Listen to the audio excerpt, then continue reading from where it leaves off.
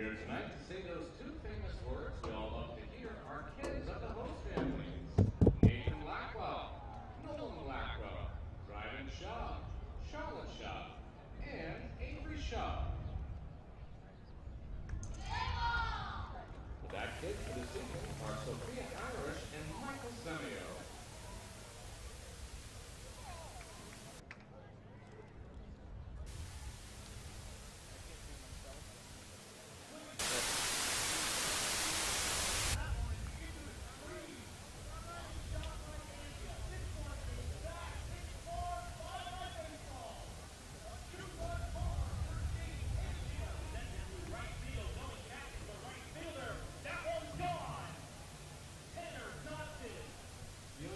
Testing. Oh, I can hear myself now. Testing. Test 1, 2. Test 1, 2. Test 1, 2. Test 1, 2.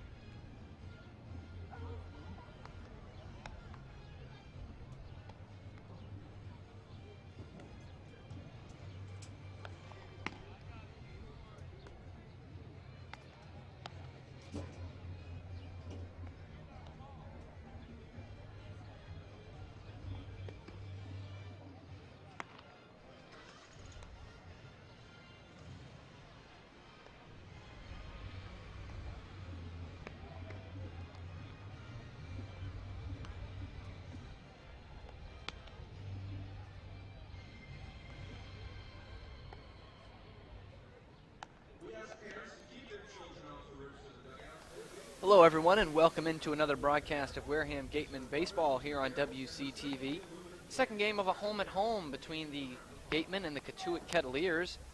Gatemen had their first tie of the season last night out at Lowell Park in Cotuit. A 2-2 draw in which they gave up the game-tying run in the ninth inning. They were up 2-1 heading into the frame and was called after 10 innings due to darkness, no lights over there at Lowell Park in Cotuit. Tonight they turn to Will Proctor, the right-hander out of the University of Georgia, who has been a horse for them all year. A 1-1 record with still a sub-3 ERA at 2.89. He has appeared in 5 games, started 3, and 18 and 2/3 innings pitched. He's given up 15 hits and only 6 earned runs, 7 walks, and 14 strikeouts. First offering of the game is going to be popped up by Peyton Burdick out into short right field. Out there on the grass is the second baseman, Sahid Valenzuela, who will make the catch. It's a very quick first out of the ball game for Proctor. Defensively for the Gatemen, left to right in the infield, Paven Parks gets the start at third base. Ryan Kreidler at his normal shortstop position, and of course Sahid Valenzuela, who just made the out there at second base. Cade Cavalli, getting only his second start in the field all year, will start at first base. And in the outfield in left is Jeremy Iden, Skylar Hunter in center, and Isaac Collins in right field. And Drew Millis is behind the plate doing the catching for Proctor. First pitch is just going to miss off the outside corner to Will Robertson, number 2 man in Creighton Blue Jay, teammate of Isaac Collins is in college. And he's going to rope this one out to deep center field on his horse, the Skylar Hunter, and it's going to be over his head and will roll all the way up to the wall. 12 in center. Hunter will get it in quickly, but it's a stand-up double for Will Robertson, who got all of that ball out to dead center. And with one out, Kettleers have a man in scoring position very early on in this ball game.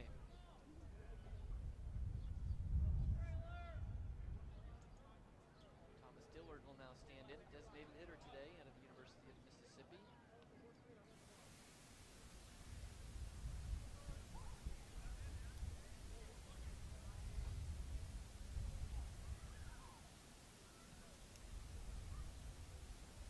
First pitch to him is going to be down in the dirt. It's going to be blocked nicely by Drew Millis, who loses the mask on the play and keeps Robertson at second. Dillard at 253 on the year, 3 homers and 12 RBI for them this summer in the Cape, a 375 on base percentage as well. And chasing back is both Will Robertson and Ryan Kreidler to that second base bag, and Will Proctor with just a look back there, but no play on.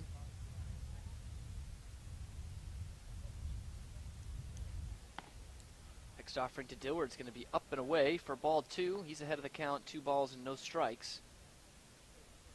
Again, Proctor with a 2-to-1 strikeout to walk ratio, 14 Ks on the year, just 7 free passes given up.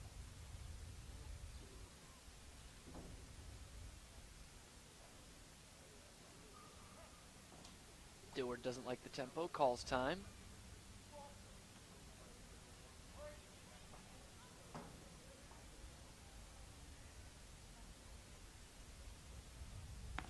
This one on the inside corner. Dillard thought about it, but holds up. It's a called strike nonetheless to put the count at 2-1.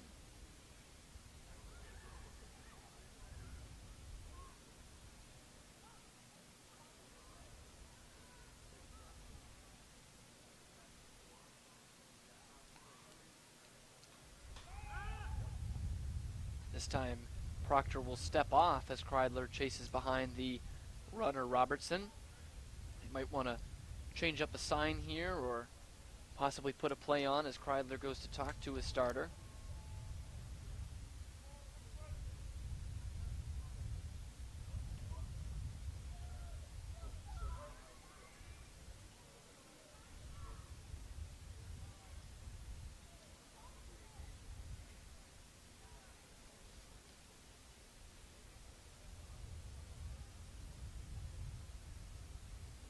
Proctor stepping off again, really trying to slow down the tempo with that man at scoring position on second base. Now comes home, and this one a big swing and a miss by Dillard on a breaking ball low in the zone. Puts things at 2-2. The wind is blowing out towards right center field today, so that ball was just carried off the bat off of Will Robertson, the one that went over Skylar Hunter's head. 2-2, cut on and missed on another breaking ball low in the inside corner. And Proctor gets his first strikeout of the day, a big one that doesn't advance Will Robertson past second base. That's where he'll stand now with 2 outs, and the Florida Gator Brady Smith coming to the plate. Our first matchup of the day between these two rivals. Proctor, of course, from Georgia, Smith from Florida. World's largest cocktail party, as it's known in football.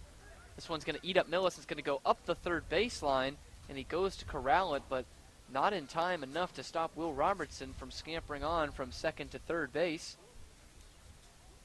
And now any hit to the outfield should score him, as he's just 90 feet away with 2 gone in the frame.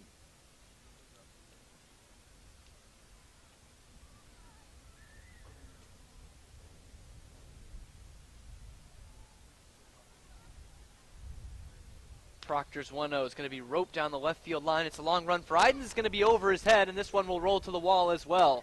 Scoring easily is Will Robertson from third base. Second double of the inning for the Kettleers, and this one goes to Brady Smith.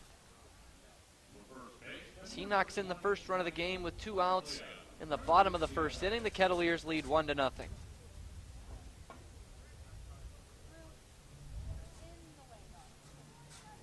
was a slow start for Cotuit last night and has been slow for them offensively all year. As the Gatemen went out ahead 2-0, eventually a 2-2 tie. But tonight, it's the Kettleers who come out on top first. The first run of the ball game here in just the first inning. Doesn't get any easier for Proctor. The red-hot Michael Tolia will come up to the plate. Today's first baseman for Cotuit. First pitch swinging, and it's going to be lined, a sinking liner, but Zahid Valenzuela will move over to his left to make the play for the out that retires the side. But the Kettleers, with a couple of doubles, get the first run of the game. It's 1-0 Cotuit, as Wareham coming up for the first time here on WCTV.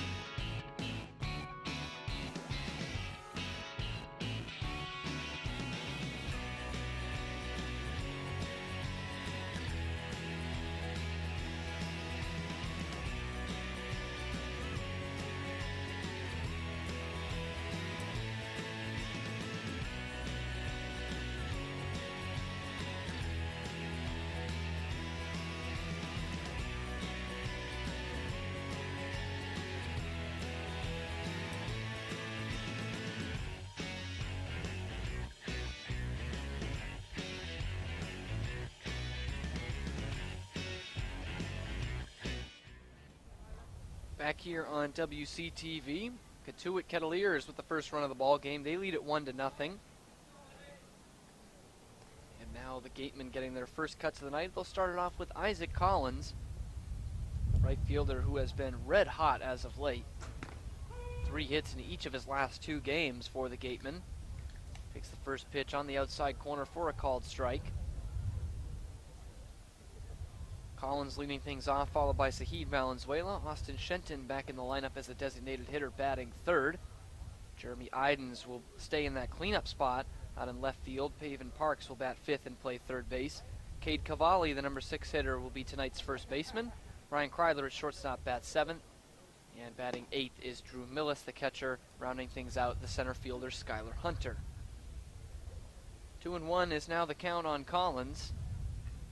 Went 3 for his first 3 yesterday, a couple of singles and a double for him at Lowell Park. He's going to foul this one straight back to the chain link fence behind home plate. And that evens things up at 2 balls and 2 strikes for him.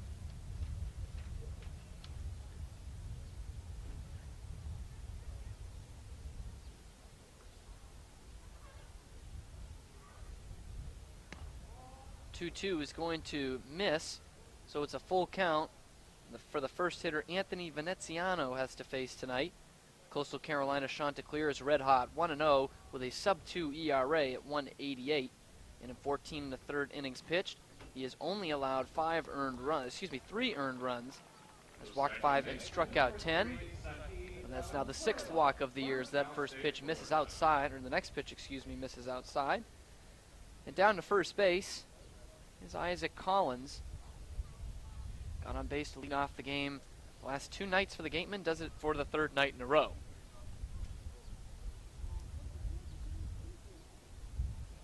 Now Zahid Valenzuela will come up to the plate. He had a uncharacteristically frustrating day at the plate last night, 0 for 5. Takes this on the corner for a called strike 1. Veneziano had a 6-inning shutout performance last week and earned him Cape League Pitcher of the Week. before coming into the start at Spillane Field. He's going to step off here and throw on over to first base. Walking back in there is Isaac Collins.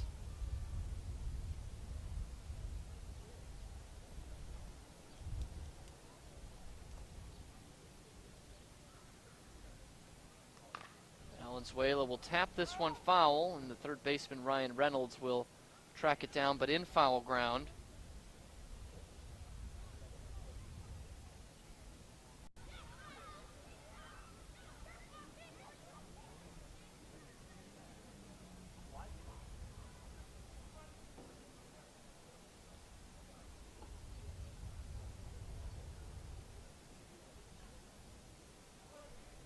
Valenzuela, switch hitter, batting right, steps in. 0-2 not to be made just yet. Another pickoff attempt is unsuccessful. Isaac Collins back in there safely.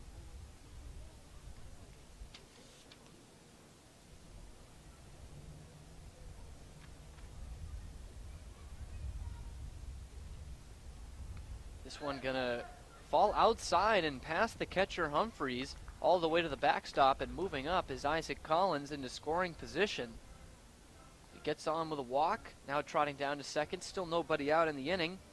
And a 1-2 count to Saheed Valenzuela, who is still at .323 on the year despite some recent struggles.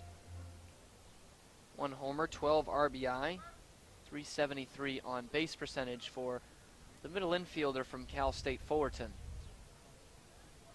Venetiano looks back, comes home. This one's going to be shot to the right side, and it's going to be a foul ball. Past the first baseman, Tolia.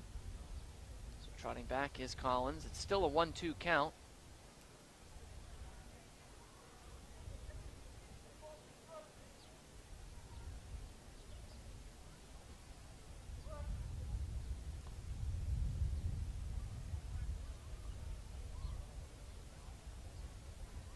Valenzuela reaches out to get this one, but this is headed in the same direction. Just foul down past that first base.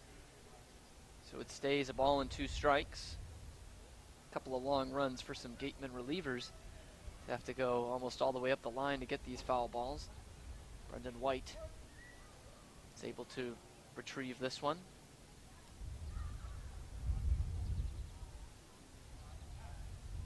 Venetiano steps off once again, no play on.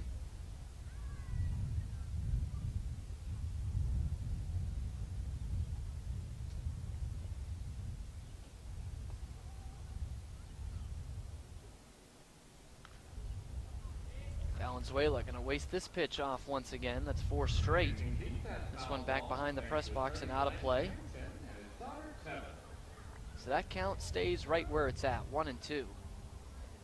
But he is starting to make Venetiano work.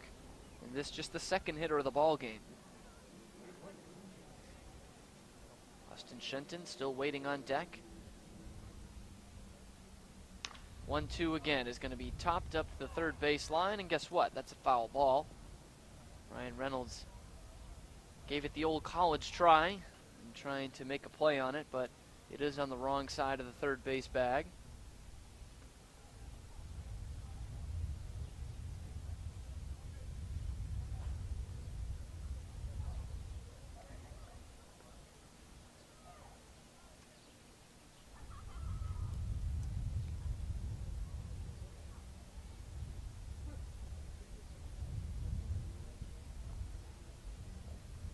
Valenzuela taking his time, get back in the box where he has been for an extended period of time in this at-bat.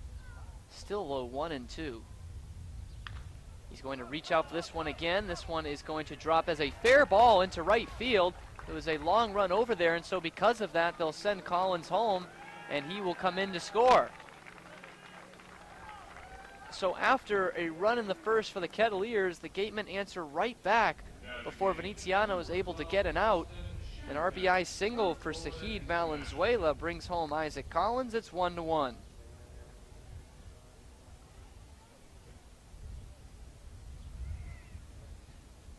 Was a long run over there for Will Robertson, who was shading him over towards center field.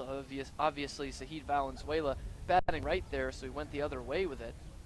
That's how the first run of the game for the Gatemen comes across. The first pitch is a called strike to Austin Shenton. Shenton getting his first off day of the summer yesterday at Cotuit. Although did come in for a pinch hit appearance in the 9th inning. He struck out and was only at bat. This is a close play over at first. But diving back in there just safely headlong is Sahid Valenzuela. It's the lucky number 13th RBI of the year for Valenzuela as he stands at first base. Still nobody out. This one missing up high, letter high to Shenton.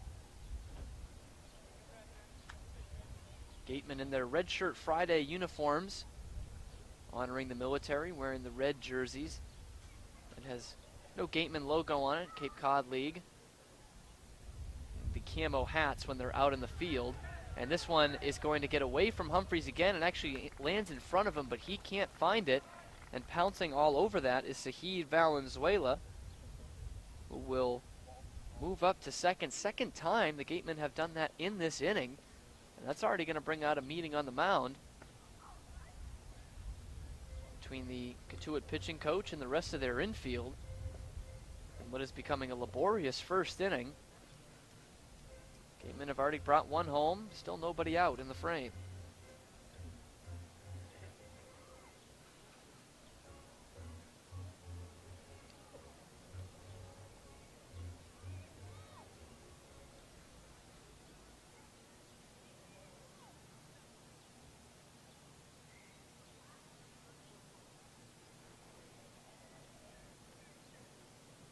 Everyone back to their positions. Veneziano is ready, and it seems so is Austin Shenton.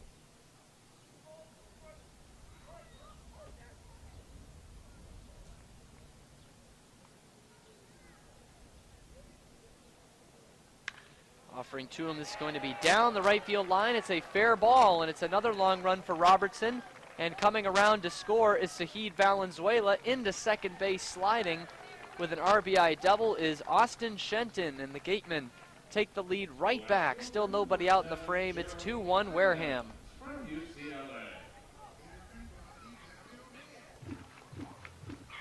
Shenton, who has been struggling as of late, below 400.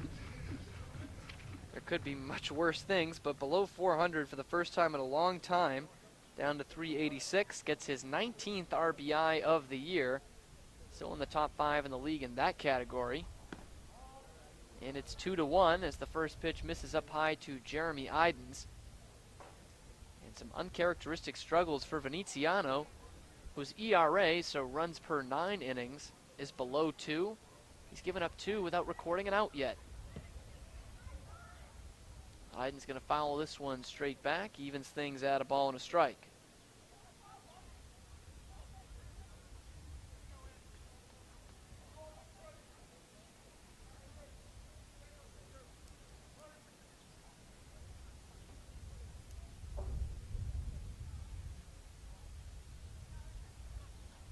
One on the outside corner. Good looking pitch there from Veneziano, and it's a called strike to Idens. Puts the left-hand pitcher ahead of the count 1-2.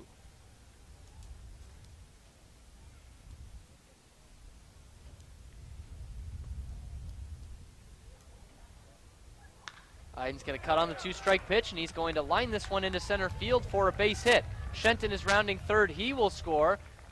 Duke Ellis's attention goes towards second base, and because of that, it's the third run of the ball game. The Gatemen just keep things moving. Shenton scores. It's an RBI single for Jeremy Idens, who has looked awfully comfortable in that number 4 spot in the few games that he has been in it. It's now 3-1 Gatemen. Still nobody out. A leadoff walk to Isaac Collins and 3 straight hits ahead of Paven Parks, who's looking to get out of a skid himself. It's been a little bit more prolonged. A 209 average on the year, 1 homer, 7 RBI. First pitch swinging, it's going to be skied foul off to the left, but with room in front of the dugout is Ryan Reynolds to finally record the first out at the bottom of the first inning. Parks goes after the first pitch. After 3 straight hits, Veneziano gets his first out. ahead of Cade Cavalli. This RBI number 18 on the year for Jeremy Idens. For a guy that was a bit late to the party, in the second week of the season he came in. Is already on the heels of Austin Shenton for the team lead in that category. Now 19-18 in Shenton's favor. His first pitch misses up high to Cavalli, who has only had 3 at-bats in 2 appearances at the plate. No average just yet. 2 strikeouts for the man who led the nation in strikeouts in college baseball with 90 of them this year for the Oklahoma Sooners. He swings through that pitch to make things 1-1.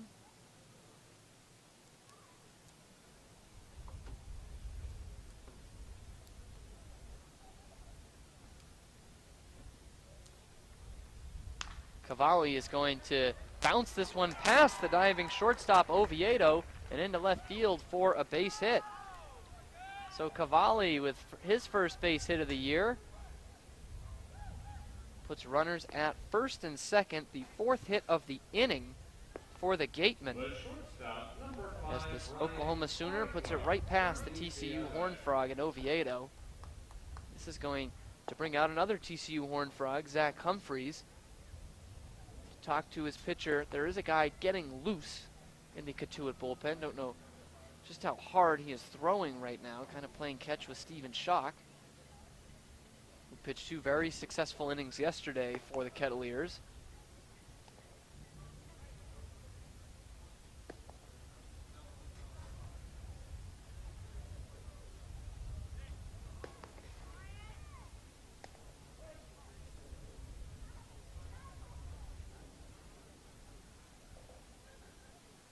First pitch to Ryan Kreidler is going to miss up and away for ball 1 with 1 out and runners at first and second in the Gateman half of the first.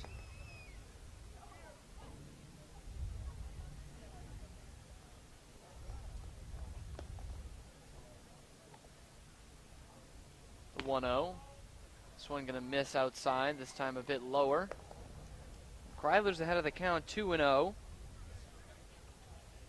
Gateman shortstop at 268 on the year, a couple of doubles, 1 homer, and 9 RBI. Just a 244 on base percentage, though.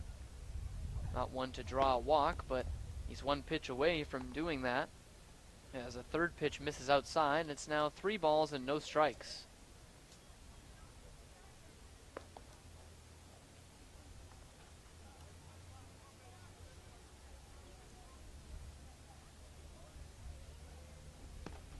Nowhere close.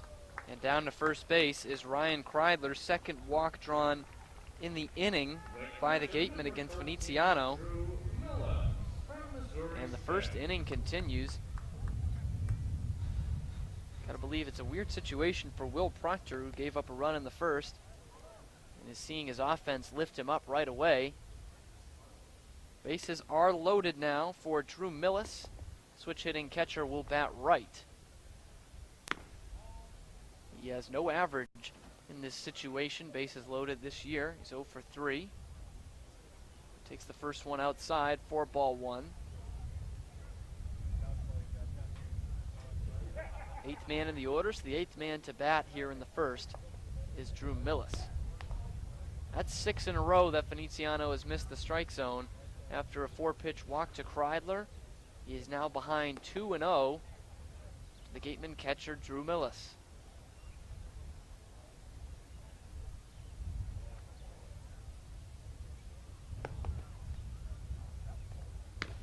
2-0. Guess what? This one's outside. And it's now 3 balls and no strikes. Not to be slighted, earlier in this inning was the at-bat by Sahid Valenzuela. Was behind in the count 0-2 and fouled off 4 or 5 pitches in a row and would eventually come home, score a run. Also had an RBI single. Another run's going to score here as it's back-to-back 4-pitch walks for Veneziano. That's going to walk in a run, and we very well could have a pitching change with just 1 out recorded in his outing, and that's it. He leaves them loaded. He's already let 4 across, given up 4 hits. 1/3 of an inning, one of the strangest starts you'll ever see for Anthony Veneziano. We'll give you the new Cotuit pitcher in just a moment here on WCTV.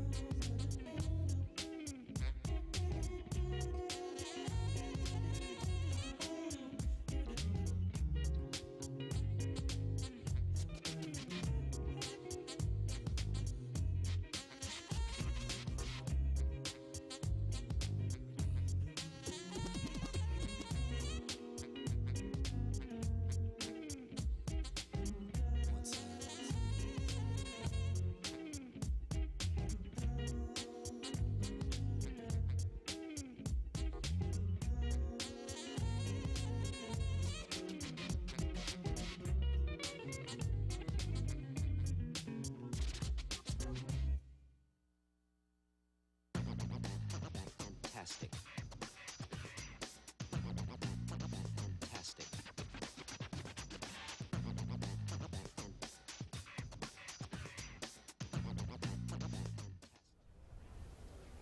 So we are back here in what is still the bottom of the first inning. A wacky one, 4-1 the Gatemen lead, and they still have the bases loaded with one out.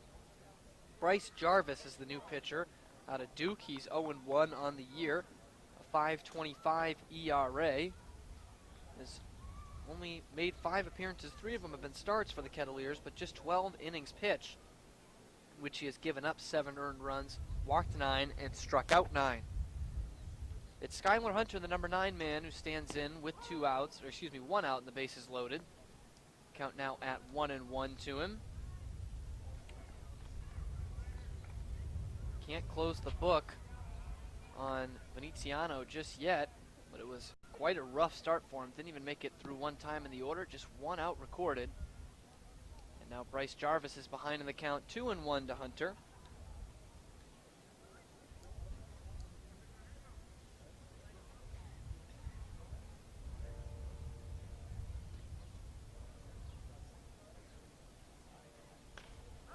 Hunter just going to get a piece of this one, but will nub it foul, so things even up at 2 balls and 2 strikes.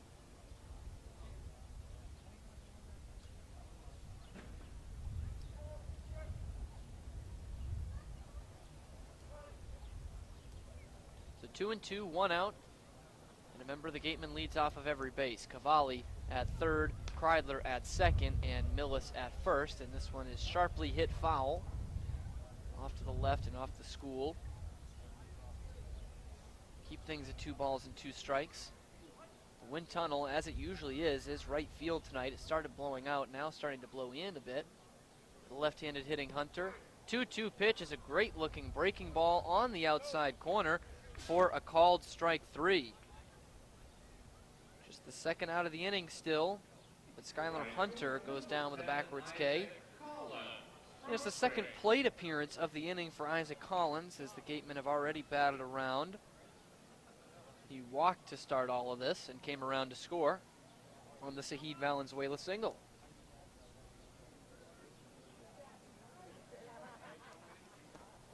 This one down in the dirt, so it will miss for ball 1, 1-0.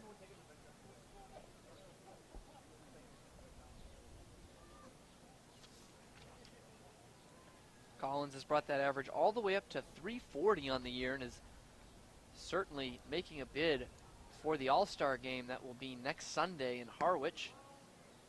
This one just missing off the outside corner, one that Jarvis wanted. But it puts the Creighton Blue Jay ahead of the count further, 2-0.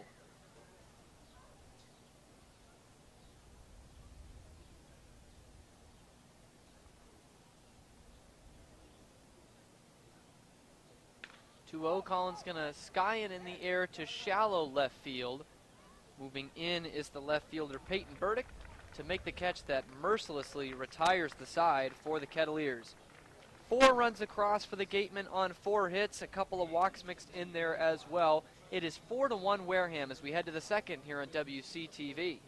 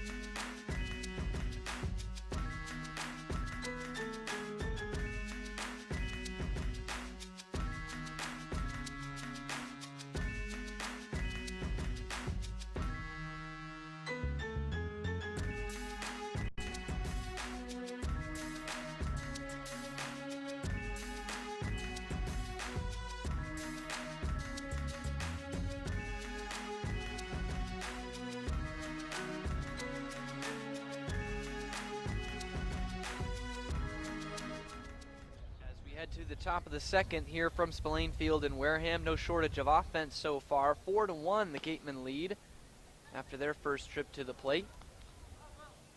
Will Proctor's first pitch of the inning missing outside to the third baseman Ryan Reynolds.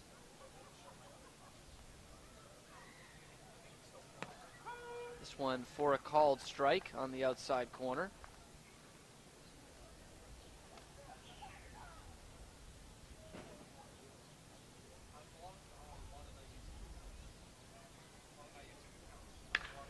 One is going to be rocketed into center field for a base hit off the bat of Ryan Reynolds.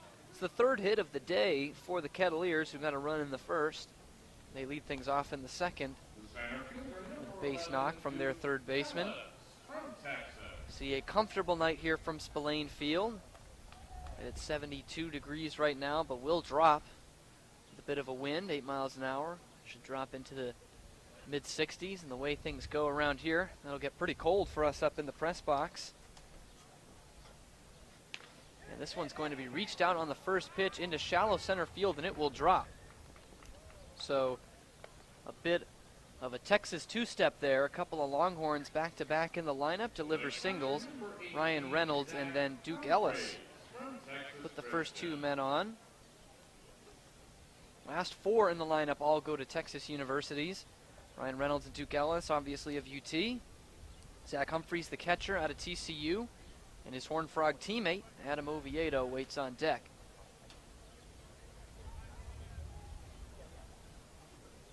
Will Proctor has not exactly been sharp tonight. That's the 4th hit he's allowed. A couple of doubles he led up in the first. Will Robertson had one, and then Brady Smith drove him in with his own double to give them a 1-0 lead. First pitch is in there for a called strike to Humphreys. He had the big hit for the Kettleers yesterday. The line shot home run down the left field line that was originally called a foul ball,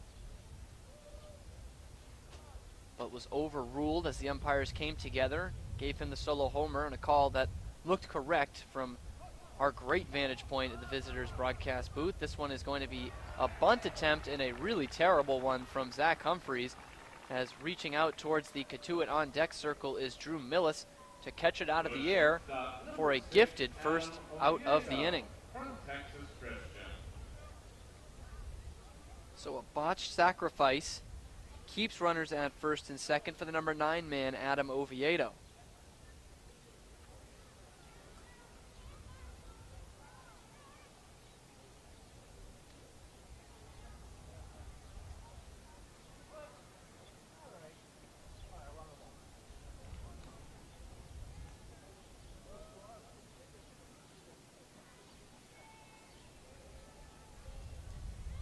Proctor looks back, first offering home to Oviedo is going to be cut on and missed for strike one. The Cotuit shortstop from Grandview, Texas in the Metroplex is hitting .211 on the year. 3 doubles, a triple, a couple of homers, and 9 RBI. That OBP still under 300 at .297.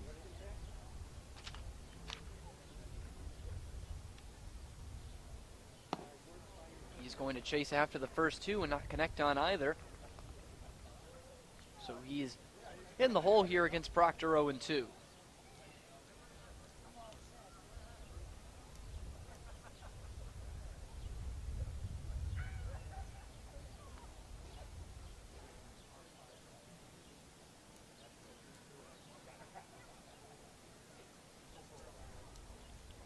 Proctor to the belt, his 0-2. Is going to be cut on and fouled straight back up above the John Wild press box. Keeps things at 0-2 on Oviedo.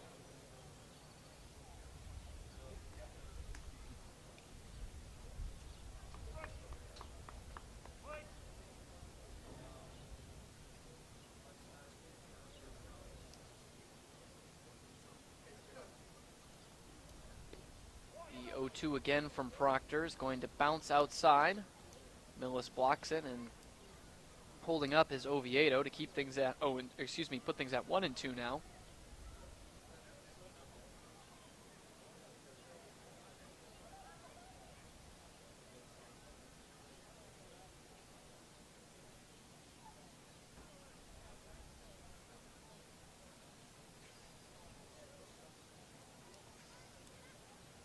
Runners at first and second, 1 out. The 1-2 is going to be flared into center field, but moving back on it a step or 2 is Skylar Hunter to reel it in for the second out of the inning.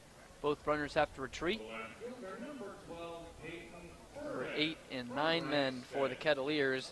TCU connection don't come through after the first 2 reach base. So now there's 2 on and 2 gone.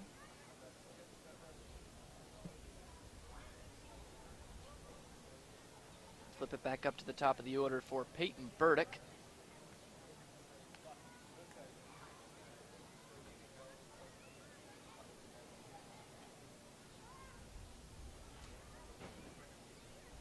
First pitch to him is going to run inside for ball 1. Burdick out of Wright State, just 190 on the year. 3 homers and 13 RBI look okay, but his Cape League debut on opening night, he hit 3 homers. So nothing in the month plus since then. He's going to put a big cut on and a miss here to even things at a ball and a strike against Will Proctor.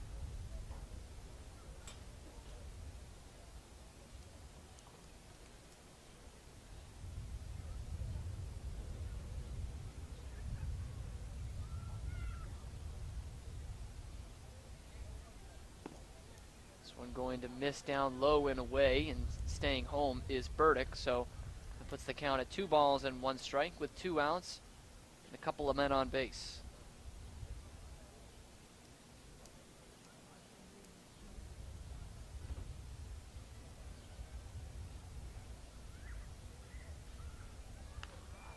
This one going to be cut on and fouled straight back by Burdick, so Proctor able to battle back, now has things at 2-2 with 2 outs.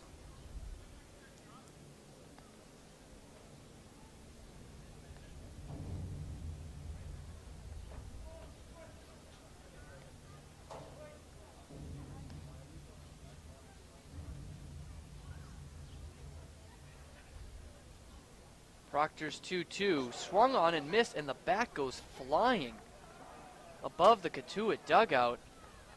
No matter, it's the second strikeout of the game for Will Proctor. He works around a couple of singles that started off the inning, but keeps them stranded at first and second. We head to the bottom of the second inning here from Spillane Field. 4-1 Gatemen here on WCTV.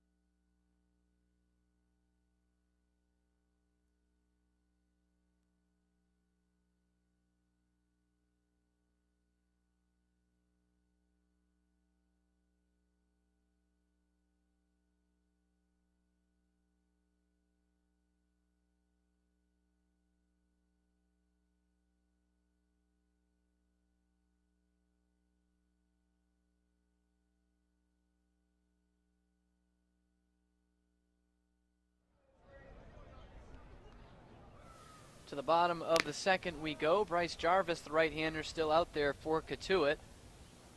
And his first pitch missing up high and inside to Sahid Valenzuela, who already has a single RBI and a run scored in this ball game after his at-bat in the first inning. This one he's going to bounce to second base, and charging in on it is Brady Smith, and he's going to botch it. Valenzuela's counterpart gives him a gift, and that's how he'll get to first base. We'll see how that one's scored. Austin Shenton from Florida International. Austin Shenton will now stand in. He's already got himself a hit, an RBI, and a run scored, two as well today for the Gatemen. He doubled back in the first inning. Lays down a bunt here as the shift is on, and it's a thing of beauty from Austin Shenton. He caught the defense sleeping. They had him in the pull shift that teams have started to feature more and more the last few weeks. And he just laid down a bunt, and no chance that Ryan Reynolds or Bryce Jarvis or Zach Humphreys, the catcher, could get to it. It's a weapon that not enough guys use, but the bunt is what gets Shenton to first and Valenzuela at second. And just like the first inning, the Gatemen are threatening with nobody out.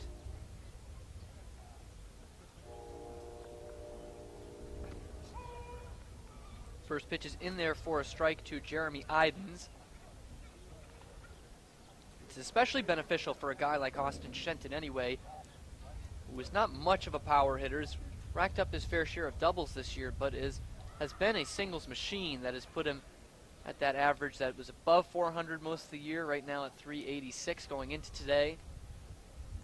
So if you can get a single any way you can get it, you might as well if you're Shenton, or anyone for that matter. And they play him to pull, and he just pushes one the other way. Idens is going to get under this ball, and it's skied out towards left field in foul territory. It'll get out of play. Puts the count at 1-2 on tonight's left fielder from UCLA.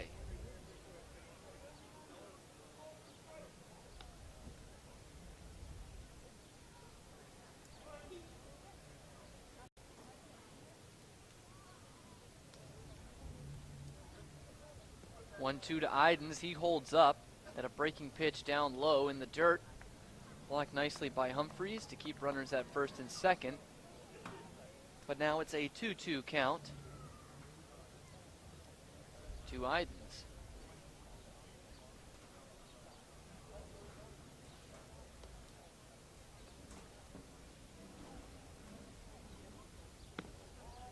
Two, up letter high.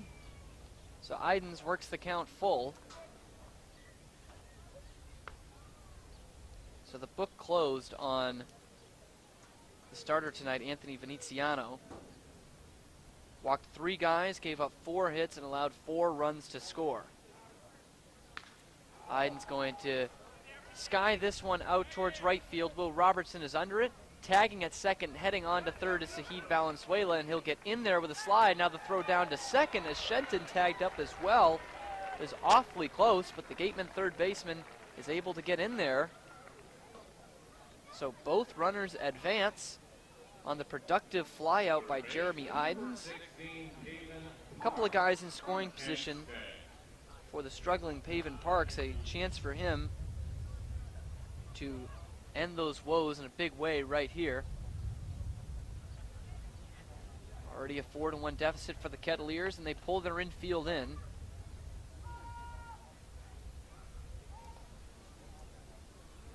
First pitch to Parks is down low and in the dirt for ball 1. Parks is 0 for 1. He flied out into foul territory to Ryan Reynolds, the third baseman, in the first inning.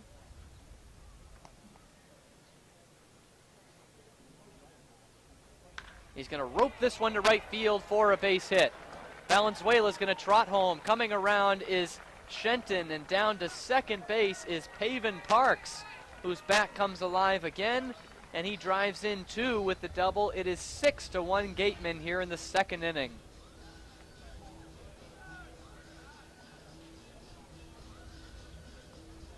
Pavin Parks coming through this time. Been a lot of, that's been the power alley tonight.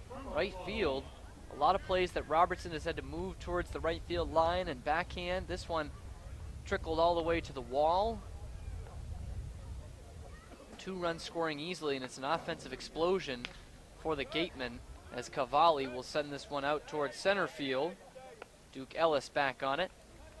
And the Texas Longhorn retires the Oklahoma Sooner on that play for out number 2 of the inning. Stop, number 5, Ryan Kreidler from UCLA. So after managing just 2 runs yesterday, the Gatemen are not yet through the second inning and have pushed across 6 and have another man in scoring position. Parks is down there at second, and Ryan Kreidler is the man at the plate. The first hitter of the inning, Zahid Valenzuela, will get the benefit of a hit on that play that ate up Brady Smith, the second baseman. So he's 2 for 2 with a couple of singles.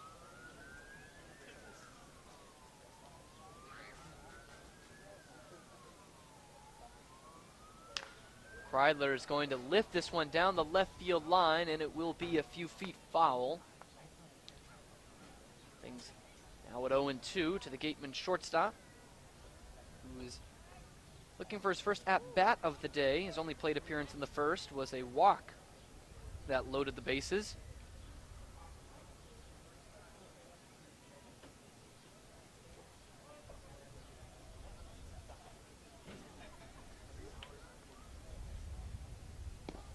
Good looking pitch on 0-2, and it's going to freeze Ryan Kreidler for a called strike 3.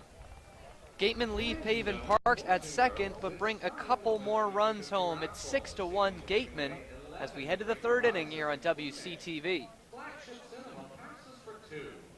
Water Whiz all-day passes for 2. DC Network Guys gift certificate. Woods Holdmark is being a Kentucky Steamship Authority round trip for 2. Southern Marsh Golf Club 1 porcelain card. Devilback Massage Therapy gift certificate. Highline Harbor Cruise in Miami. Highline Canal Cruise for 2. Pawtucket Red Sox general admission seats. Pawtucket Red Sox box seats. And of course, a grand prize, half of the raffle's earnings. Tickets tonight will be sold sold by Gatemen pitchers Tyler Ahern and Jack Ralston, and they'll be joined by Gatemen interns Julia and Hannah. Take a chance, support the Gatemen, and win some great prizes in tonight's 50-50 raffle.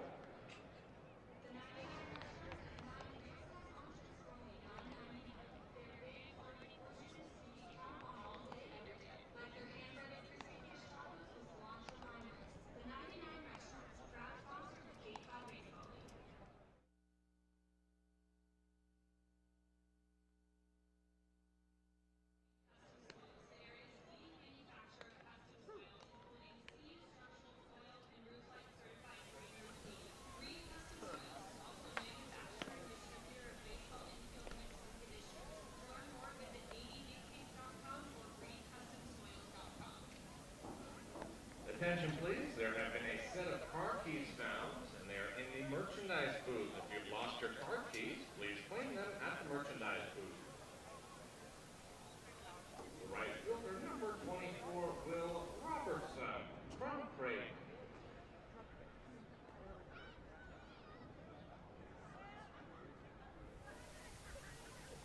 Will Robertson will get things started in the third inning against Will Proctor, the Gateman starter.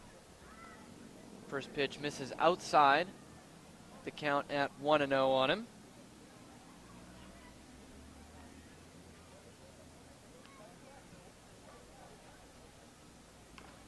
Going to be fouled off himself out in front of home plate to even things at a ball and a strike. Robertson got things started for the Kettleers in the first inning, hit a one-out double, and would come around to score their only run tonight.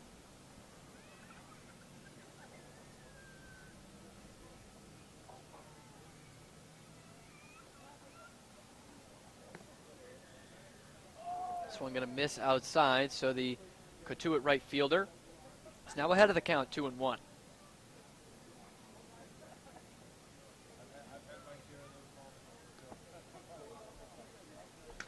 2-1, he goes down and gets it, and this one is going to drop in front of Isaac Collins, his Creighton teammate in right field. So a lead-off single to get things started in the third inning for Will Robertson. Puts a man at first with nobody out, of course, for Thomas Dillard. Thomas Dillard from Omni.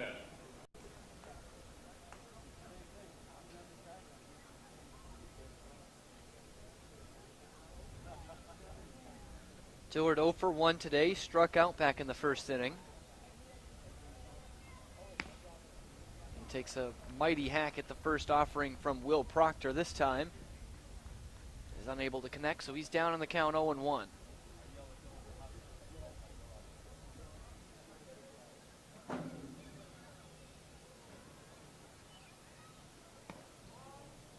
Just missing.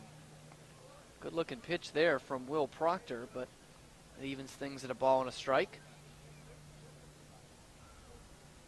Gatemen will head to Arnie Allen Diamond at Gov Fuller Field tomorrow to take on the Falmouth Commodores. Little Saturday night action there. This one's a wicked one-hopper to Valenzuela. They flip it on to Kreidler at second for one, and they get the slow of foot Thomas Dillard at first base to double him up. A double play eliminates that leadoff single. 4-6-3 on the twin killing.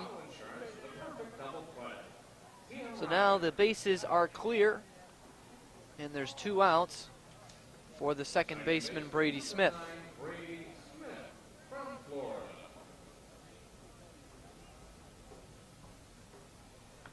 Smith doubled back in the first inning in his only at bat, brought home that lone run for the Kettleers. First pitch is going to miss to him outside. 4-1, 1-0.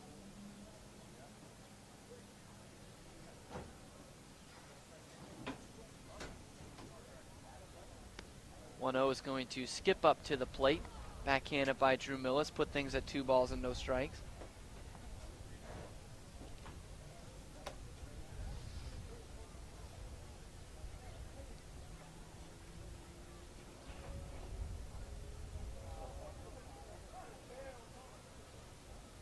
Now time called by the Cotuit second baseman, who misplayed that one off the bat of Zahid Valenzuela last inning. was a tough enough play that they rewarded Valenzuela with a hit and did not credit Smith with an error. Swing and a miss on this pitch down low. Puts things at 2-1.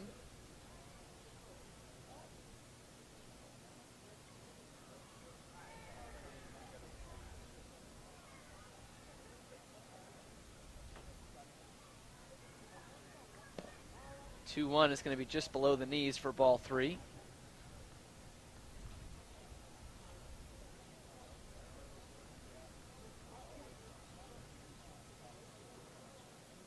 Proctor has allowed 5 hits in 2 2/3, but only the 1 run.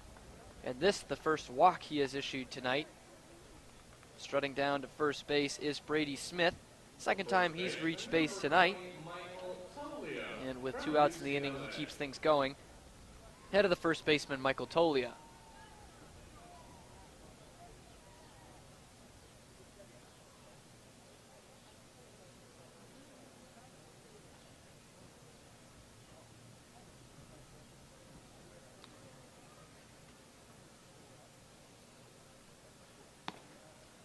First offering to the Cotuit first baseman is going to miss outside.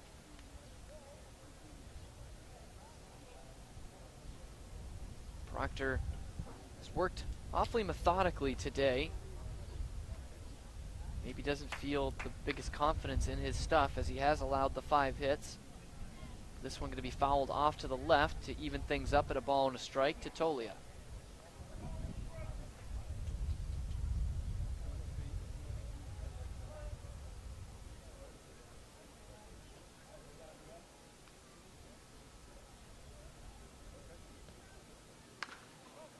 One is going to be on the ground to first base. Cade Cavalli gobbles it up and will tag the bag for the out that retires the side.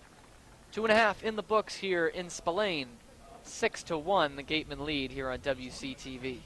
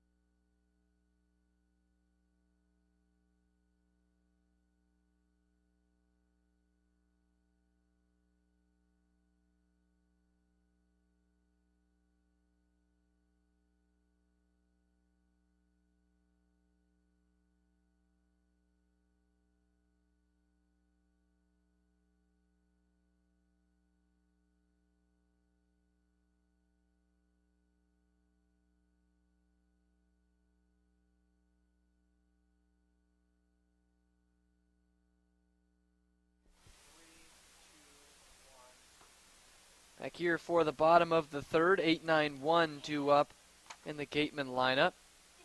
Drew Millis will get things started.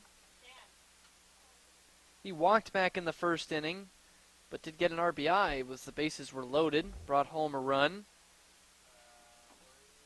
He's ahead of the count, 2-0. To Bryce Jarvis, who is out for his second full inning of relief, leaving an Anthony Veneziano, and this one's going to be skied out to deep left center field. Moving back on it is Ellis, and will make the running catch heading towards the fence in left center. And it's a long out number 1 off the bat of Drew Millis here in the bottom of the third inning.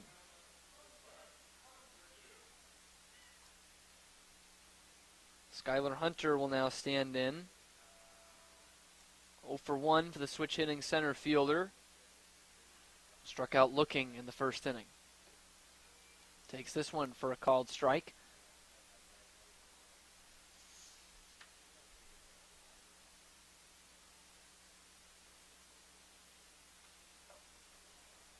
This one going to be fouled off and back towards the middle of the infield to put Hunter down in the count 0-2.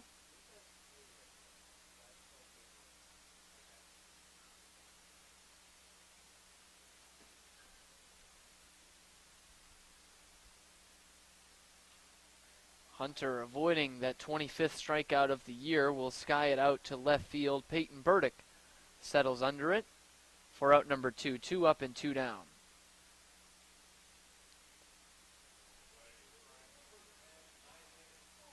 Isaac Collins will have his third trip to the plate tonight, and here just the third inning. Had 2 plate appearances in the first, walked to get it started, and ended the frame with a fly out to left field.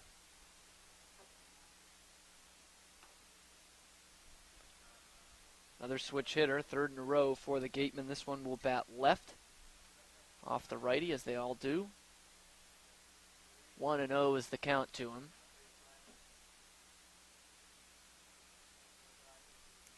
He's going to get a hold of this one out towards deep right center field, but moving on it is Duke Ellis to make his second put out of the inning. First time the Gatemen are held scoreless in an inning. First time they go down 1-2-3. We head to the fourth, still 6-1 Wareham.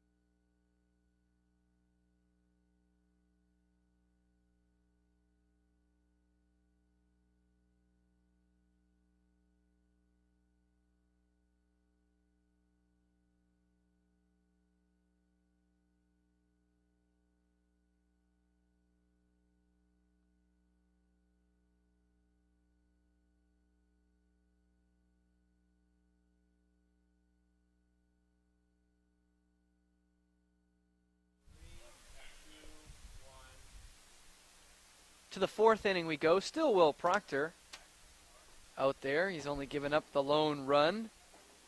Scattered across 5 hits. Ryan Reynolds will start things off here in the fourth. First pitch misses outside for ball 1.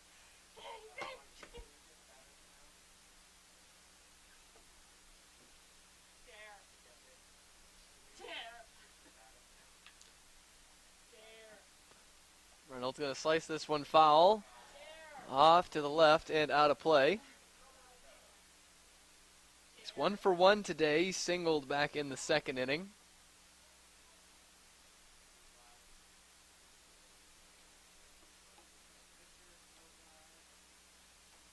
This one going to miss down low and in. Put the count at 2-1 on the third baseman from Texas.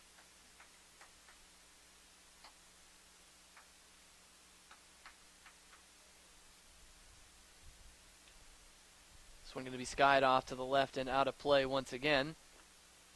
Even things up at 2 balls and 2 strikes.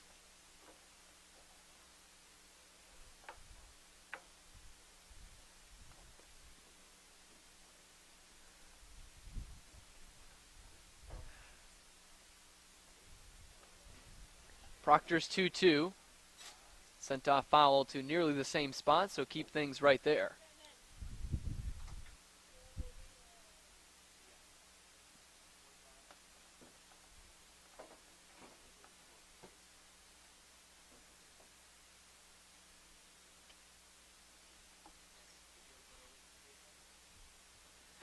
Two once again. This one is going to stay fair, and Cade Cavalli will get it on a couple of hops and tag first base himself. Heading back to last inning, back-to-back, 3 unassisted for the Oklahoma Sooner. And there's one gone ahead of the center fielder, Duke Ellis.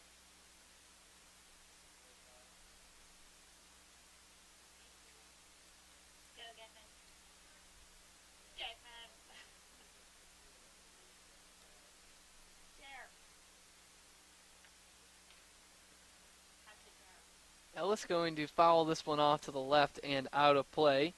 He also singled his last time up back in the second inning. Pair of back-to-back singles by Reynolds and Ellis, but they were unable to advance at all. The next 3 were retired.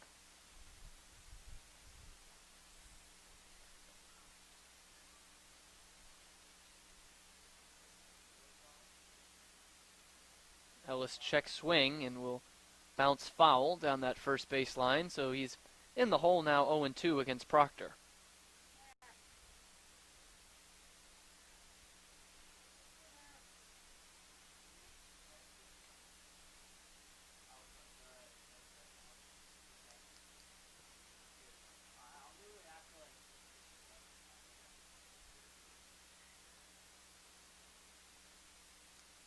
Proctor's 0-2 runs too far inside to the center fielder, Ellis.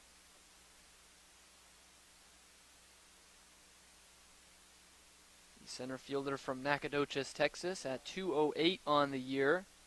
No homers, just 1 RBI. This pitch will miss from Proctor. Evens things up at 2-2.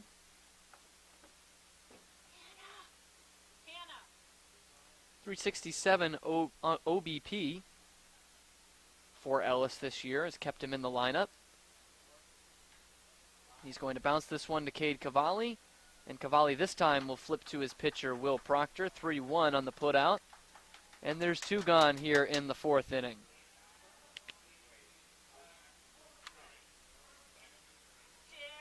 Catcher Zach Humphreys will now step up to the plate. Base is clear, 2 outs in the inning.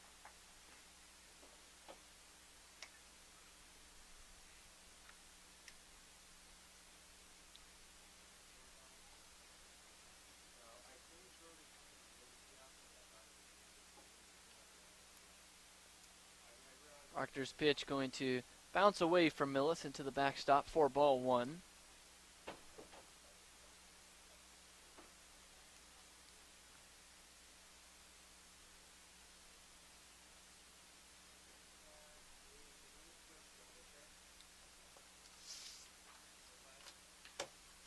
This one's going to be skied out to right field. Isaac Collins started out, now comes in.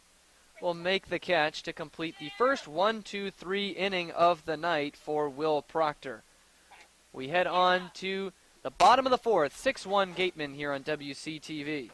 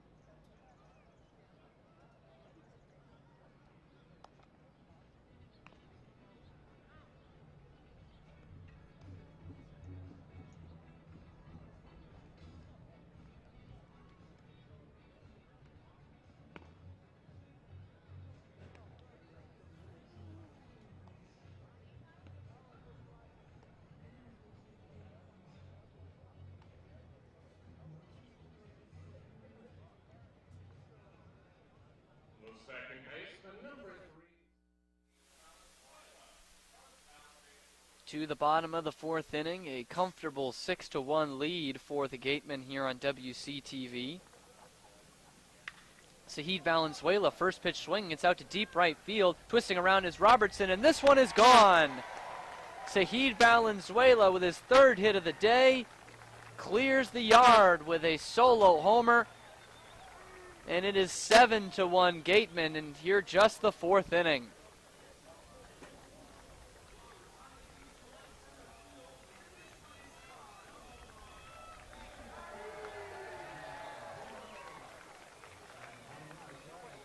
Valenzuela with a rousing ovation as he heads back to the dugout, extending that Gateman lead after they were set down 1-2-3 for the first time in the game. Makes sure that doesn't happen here in the fourth. As I've mentioned before, the wind blowing out to right field, so we just caught it up in that jet stream. And it was a line shot over the fence to give him just his second homer of the year, first from the left-hand side of the plate. Now Austin Shenton takes that one just a bit up high to even things at a ball and a strike. It's another guy who's 2 for 2. Double and an RBI and a run scored all in the first inning. Then a bunt single back in the second. It's a couple of close ones go by after fouling off the first pitch, and he's rewarded with a 2-1 count. Shenton waits on this one and will waste it foul off to the left. Things go to 2-2. Kettleers still with that shift. 3 men on the right side of the infield. The only man on the left side is the third baseman, Ryan Reynolds. And he's shaded well towards second base. Shenton takes that one low and away for a full count. That's the way Shenton beat it his last time up. Just dropped a bit of a drag bunt down that third base line. And the Kettleers had no chance. 3-2, he's going to line this one foul down the left field line. So that's where the count will stay. It's full.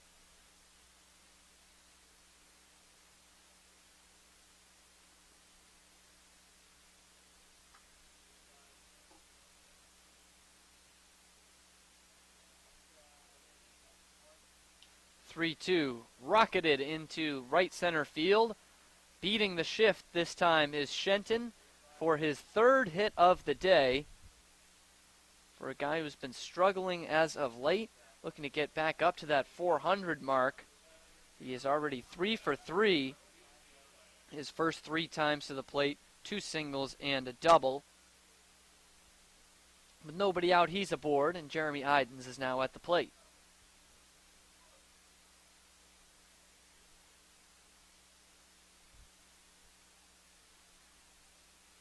First pitch to him is going to be down in the dirt, but Humphreys keeps it in front of him.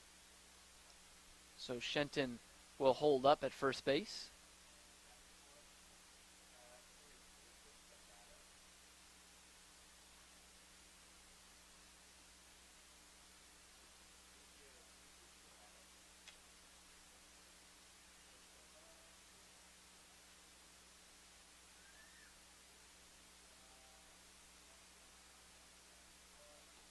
One of those cut on and missed by Idens. Low fastball gets him there, and it's 1-1. He had an RBI single back in the first inning. Flew out in the second, but moved up a couple of guys into scoring position who would come around to score. He's going to send this one out to center field this time. Duke Ellis a couple of steps, and he's under it. Back to first base is Shenton, and Jeremy Idens is the first out here of the fourth inning. Pavin Parks has already had himself a nice day today. 1 for 2, a 2-run double his last time up in the second.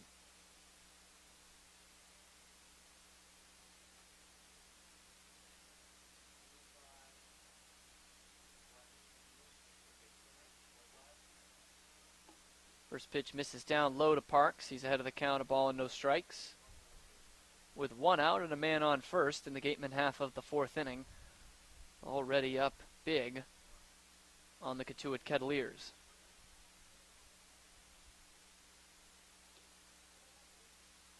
This one just a bit low, just below the knees of Parks.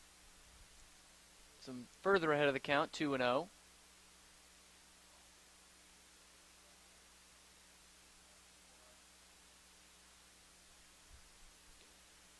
This one missing down low once again, 3-0 to Parks.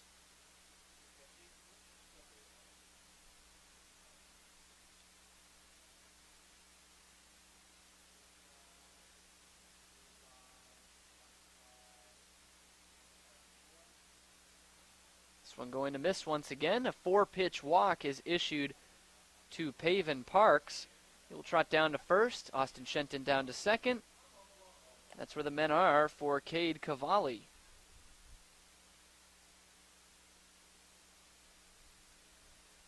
Cavalli's 1 for 2 today, a single in the first. Fly out to center field back in the second.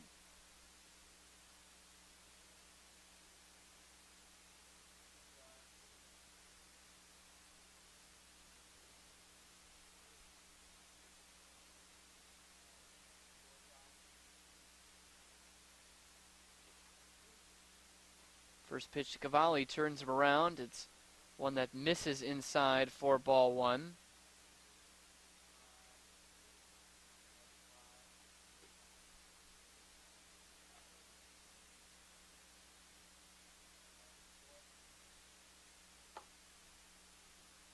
Big cut and a miss on this pitch. Evens things at a ball and a strike. Still only 1 out in the inning for the Kettleers.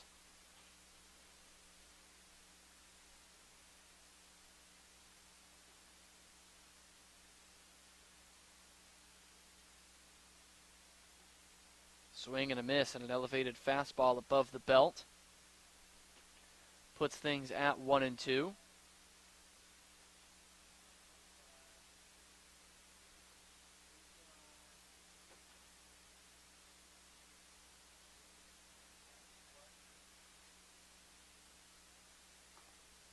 This one misses up by the letters on the red Friday night uniforms.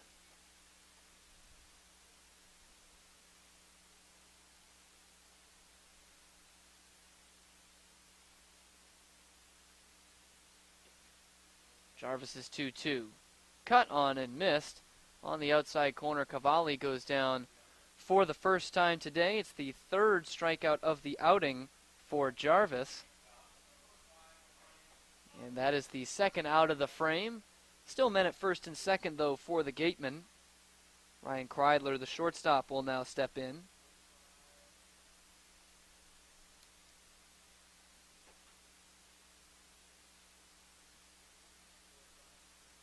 Kreidler 0 for 1 today. He was one of the other strikeout victims back in the 2nd inning. Walked to load the bases in the 1st. Good pitch on the outside corner for a called strike 1. If he's able to keep this inning alive, it'll be Drew Millis, the catcher, who waits on deck.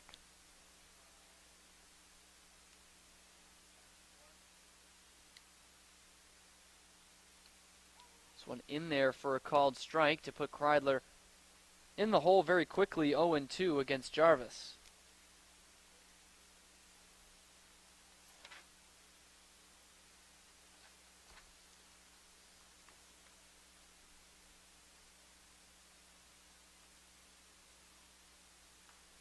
Kreidler 0-2 swinging and is able to protect the plate and foul one back behind the press box to keep things at no balls and 2 strikes.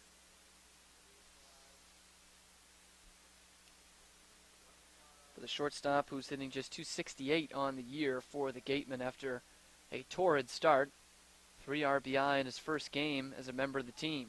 Check swing and a ball in the dirt, and they are going to say that he went around. And with first base occupied, he is out right away. So back-to-back strikeouts for Jarvis to end that one. Gatemen leave 2 on, but add another one via the solo homer by Sahid Valenzuela. And as we head to the 5th inning here at Spillane Field, it's 7-1 Wareham here on WCTV.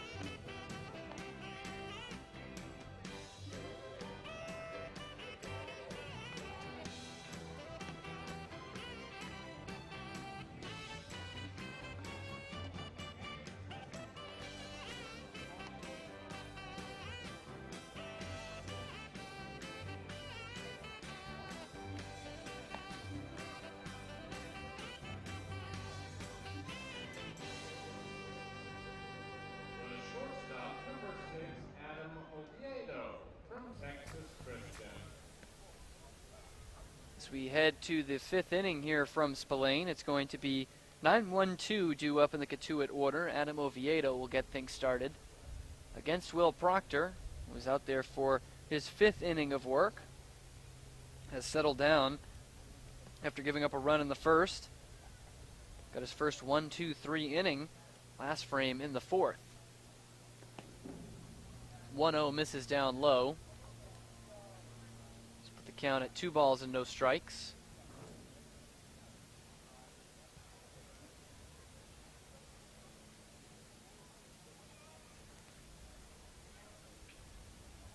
This one running well inside against Oviedo, so he's further ahead of the count.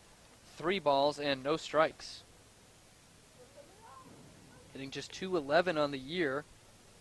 He's committed 5 errors out there at shortstop.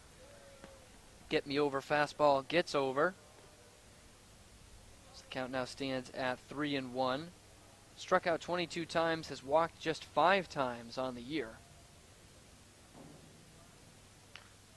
He's going to foul this one off himself, so Proctor has battled back from 3-0 to 3-2.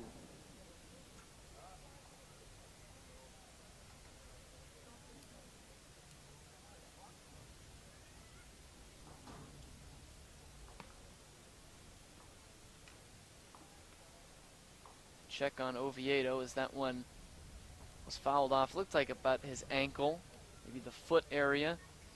This one's always painful. Kettleers, as it stands right now, are out of the playoff picture. They are in last place, 5th place in the Western Division. Of course, only the top 4 make it. But they're in 5th place right now because of run differential, tied in points with Falmouth. So every game going forward in the next 2 weeks, we're in the last 2.5 weeks of the Cape League season. Teams like Cotuit really need to start getting things going. Gatemen, of course, sitting atop the Western Division still.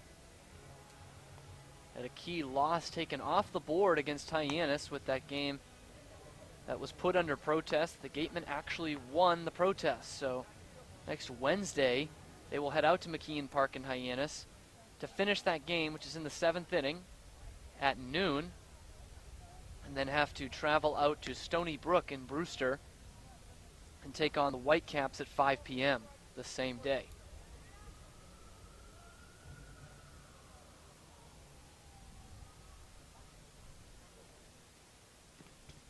This one going to miss down low, just the 6th walk of the year for Adam Oviedo. And that's how the leadoff man gets on. Is the 2nd walk delivered today by Proctor.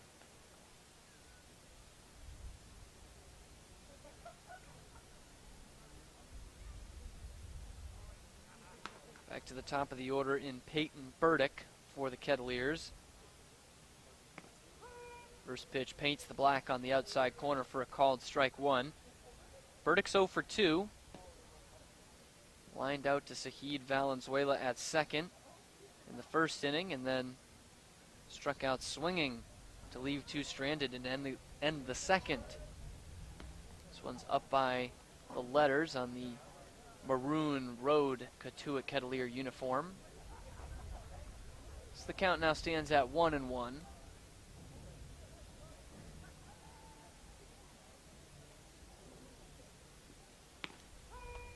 1-1 is in there for a called strike, put him at 1-2.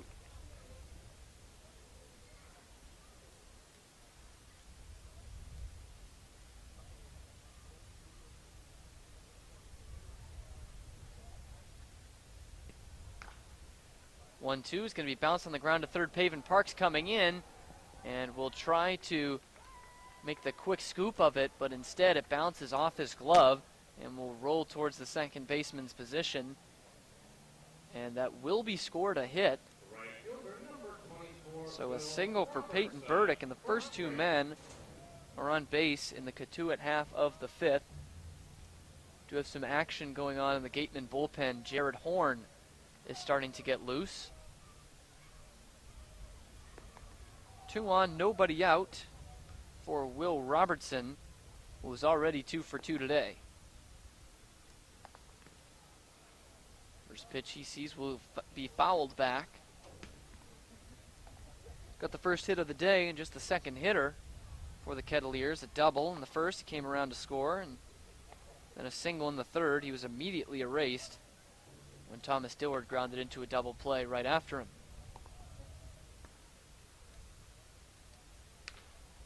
0-1 is going to be through the hole between first and second and in for a base hit. Collins charging in on it to make sure that it's just station to station, everyone moves up a base. And now, for the first time today for the Kettleers, the bases are loaded for the always dangerous Thomas Dillard. Let's see how much longer Will Proctor has in this game. Bases are loaded with nobody out here in the 5th inning.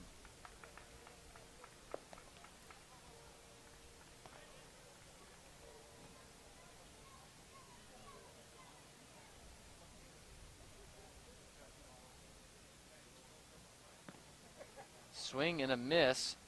A changeup on the first pitch from Thomas Dillard. 0 for 2. Strikeout in the first inning, and the aforementioned double play his last time up in the third.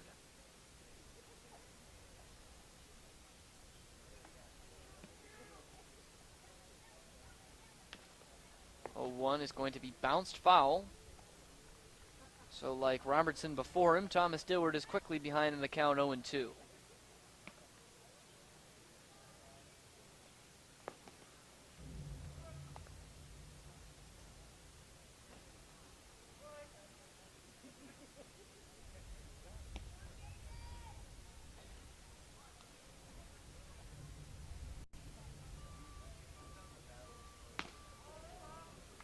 Just misses a pitch that Will Proctor really wanted, but it's going to miss for ball 1, 1-2.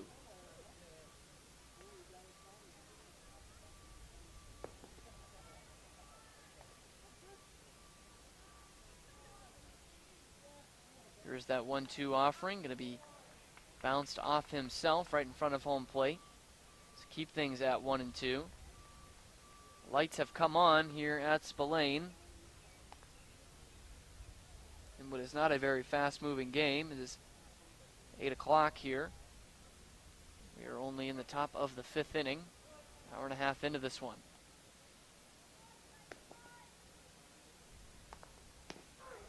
One, two is on the outside corner for a called strike 3. A big out there by Will Proctor against a very dangerous hitter in Thomas Dillard.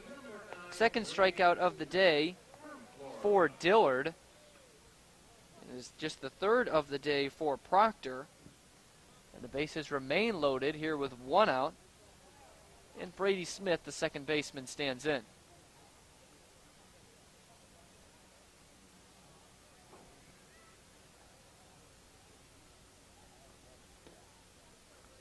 This one runs outside. 4-1. Smith has reached base twice tonight. RBI double in the first. A walk back in the third. Of course, both of those off of Proctor.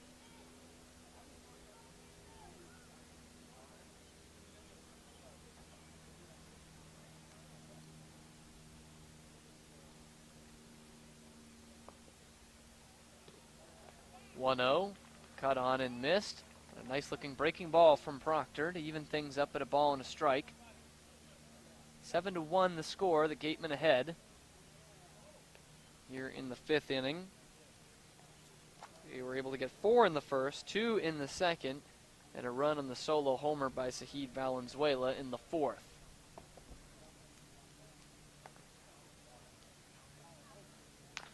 This one's going to be bounced to third. Pavin Parks will come home with it, and they'll get the force there. Parks making up for what could have easily been called an error earlier in the inning. Charges in on it at third base and will come home for the force out. That eliminates the lead runner. Base is still loaded, but no run in. And now 2 outs in the inning. Michael Tolia, first baseman, will now step up. He's 0 for 2 tonight.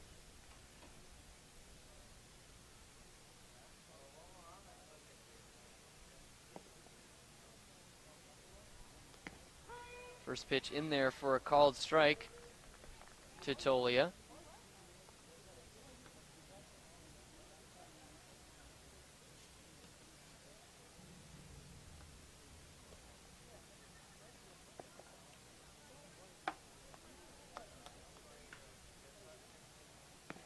This one in there for a called strike, so with 2 outs, Proctor quickly gets ahead of him 0-2.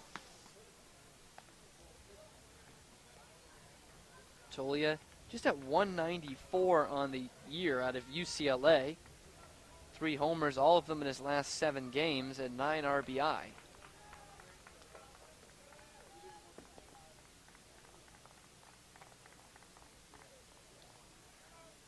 Oh, 2 waste pitch that Tolia is going to stay home on. Bounces up to home plate.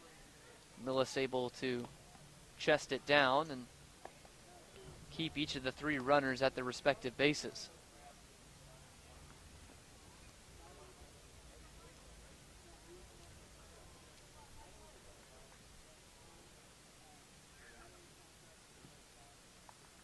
Runners leading off of first, second, and third. 2 outs. Here's the 1-2. Cut on and missed. Proctor loads the bases with nobody out but a couple of strikeouts and a force out at the plate, and he gets out of it unscathed. 7-1 still Gatemen as we head to the bottom of the 5th here on WCTV.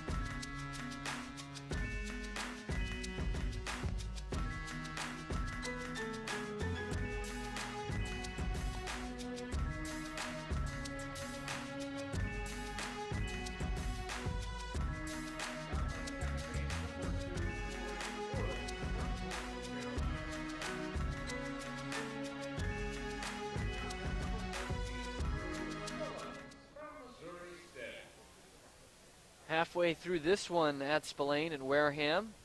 Hometown Gatemen up 7-1. As the first pitch is going to miss outside to Drew Millis.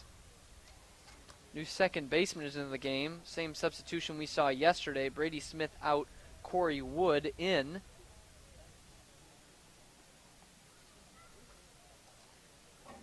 Illis now ahead of the count, 2-0. He's 0 for 1 today, but got an RBI with a bases-loaded walk back in the first inning. This one going to be in there for a called strike, 2-1. And then his fly out to center field in the third was a hard hit ball that Duke Ellis made a running catch on a couple feet in front of the warning track. Swing and a miss and a pitch inside. So battling back from 2-0, it's now 2-2.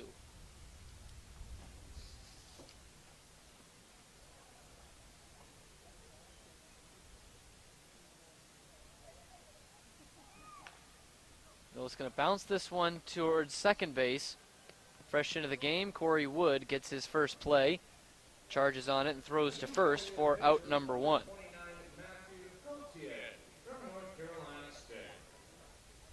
So it is a new pitcher on the mound for the Kettleers.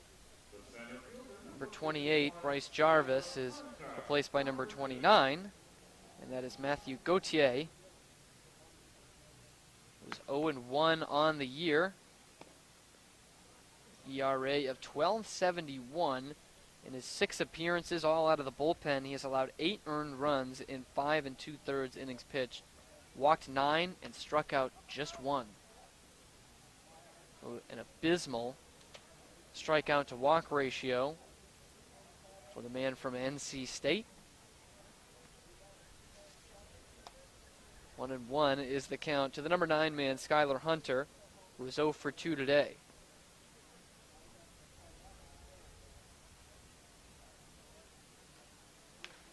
This one going to be right back to Gauthier. Comebacker, he will underhand to first. And though he has struggled mightily this year, he's got 2 up and 2 down here in the bottom half of the 5th inning.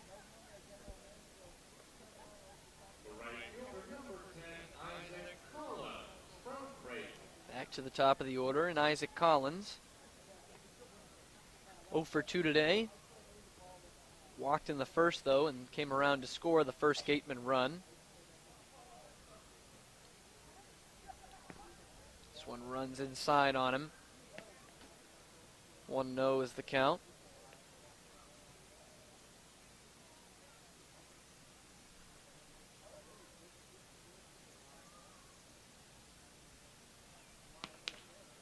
This one is going to be rocketed down the left field line, but Ryan Reynolds with the instinct sticks the glove out there and catches it out of the air for the out that retires the side. 1, 2, 3 go the Gatemen in the 5th. To the 6th inning we go, still 7-1 the score here on WCTV.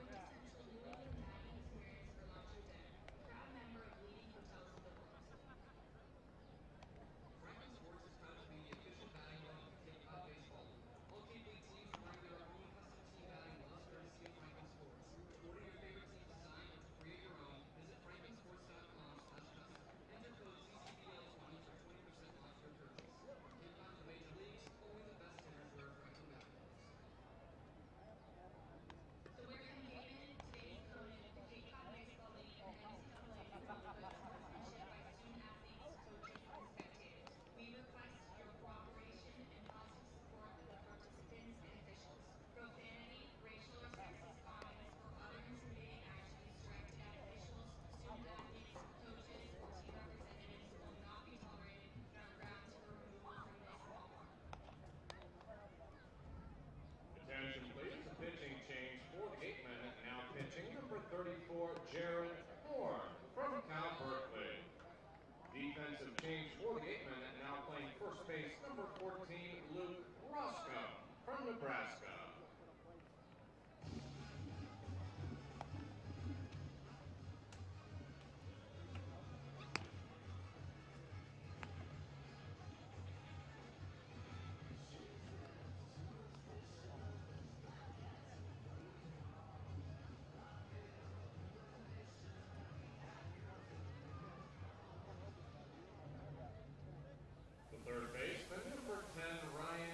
A couple of defensive substitutions for the Gatemen in the top half of the 6th inning. Luke Roscom will replace Cade Cavalli at first base.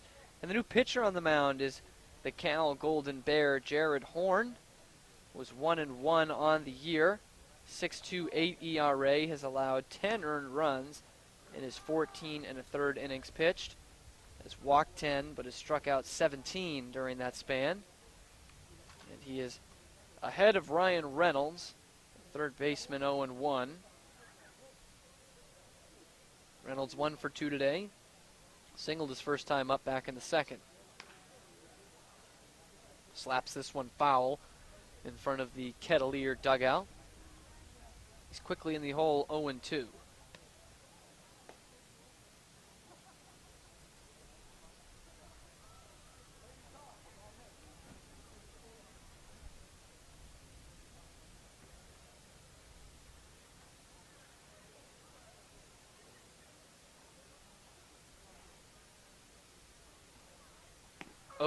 Breaking ball, beautiful pitch for a called strike 3. Reynolds is set down. The first batter Jared Horn faces, and he gets his first strikeout. Center fielder number 11, Duke Ellis from Texas. Now Duke Ellis, another Texas Longhorn who's 1 for 2 today. He also singled back in the 2nd inning.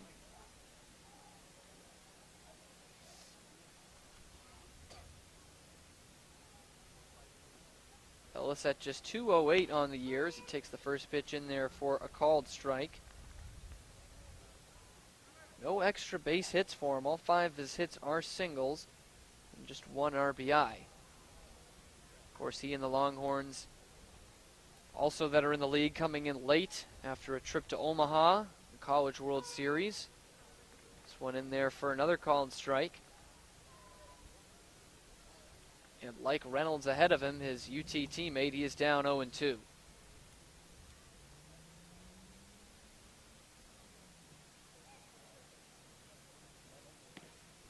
Feeble swing and a miss, and he is set down. Back-to-back Ks for Jared Horn to start his outing. And there's 2 gone very quickly here in the top half of the 6th inning.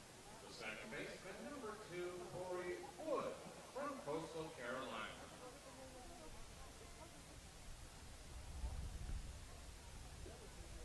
And now there are going to be some changes coming up for the Kettleers because Corey Wood, who came in as a defensive substitution at second base, is now hitting in the 8th spot, which was preoccupied by Zach Humphreys, tonight's catcher. He's quickly down 0-1.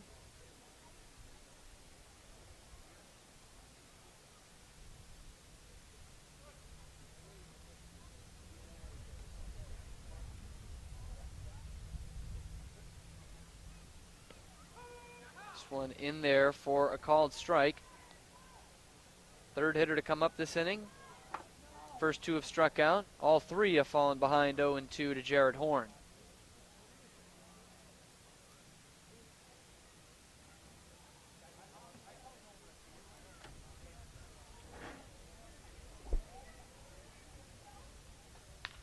"0-2 is going to be fouled off to the left. So no immaculate inning for Jared Horn. Set down the first 2 on 6 pitches. And went up 0-2 on Corey Wood.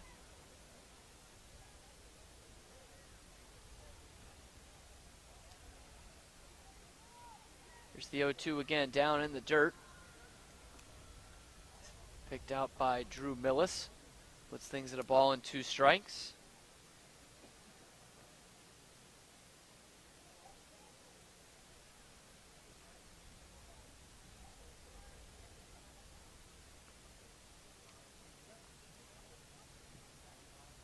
Horn looks in, the 1-2, cut on and missed.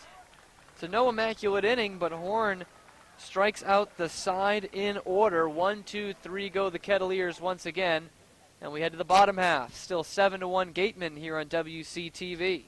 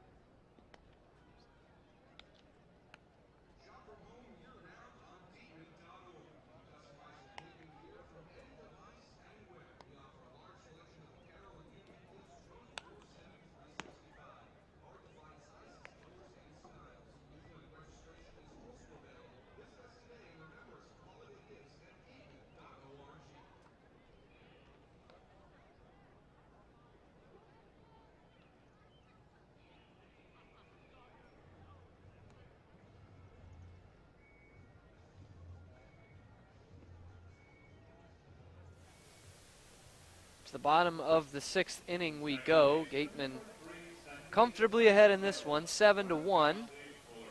And a major thanks for that goes to this guy who steps up to the plate right now, Saheed Valenzuela. 3 for 3. RBI single in the first would come around to score.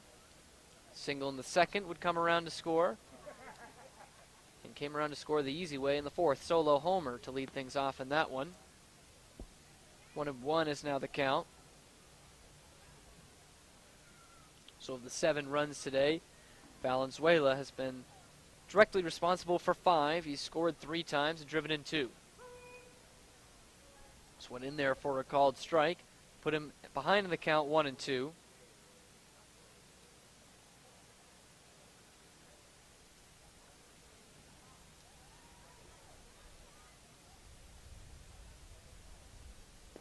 This one down low to even things up at 2 balls and 2 strikes.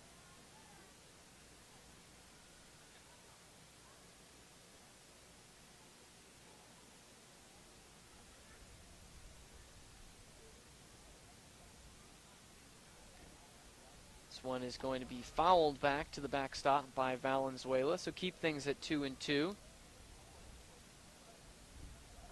Had just 1 hit in his previous 3 games, did Valenzuela, coming into today. But already with a 3 for 3 night, as we're still only in the 6th inning.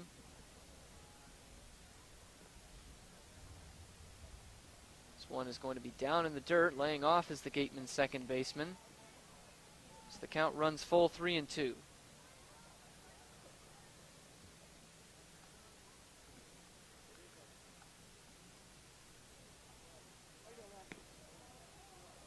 This one's going to miss. And trotting down to first base with the free pass is Saheed Valenzuela. On base for the 4th time today. They've not been able to figure him out. And they haven't been able to figure out Valenzuela. They definitely have not been able to figure out Austin Shenton, who is 3 for 3 today. RBI double in the first, came around to score. Bunt single to beat the shift in the second, came around to score. And then a single in the 4th inning in which he was left stranded. He's ahead of the count, 1-0.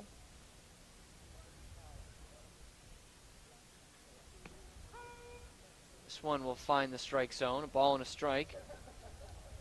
Shenton at 386 coming into the day, but that's actually going to go up. And recorded his 19th RBI of the year. Just right at the top of the Cape League charts. This one is going to be pounded in there. Fastball called strike, 1-2. Once again, that shift on, although Shenton has beaten it twice with that bunt single down the third base line in the 2nd inning. His last time up, just hit it over everyone's head. This time, goes a bit over his head as he swings and misses at a pitch outside. First time he's retired tonight. The first strikeout for Gautier.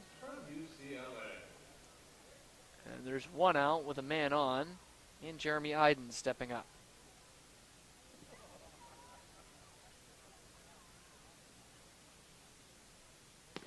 First pitch to Iden's right on the black, called strike 1. Left fielder out of UCLA is 1 for 3 today. Came through with an RBI single, part of that 4-run first inning. He's going to bounce this one to third base. Reynolds will throw it on to second for the out there. Corey Wood losing the ball on the transfer. So it'll just go down as a 5-4 fielder's choice. And advancing to first on that is Jeremy Idens.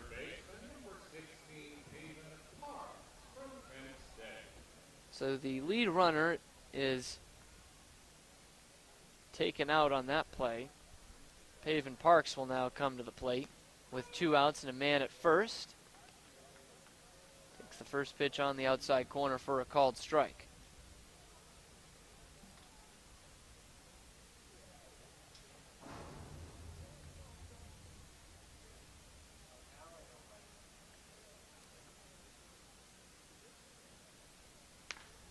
Parks going to slice this one down the left field line. It's a long run and a dive there, and it's going to be a fair ball.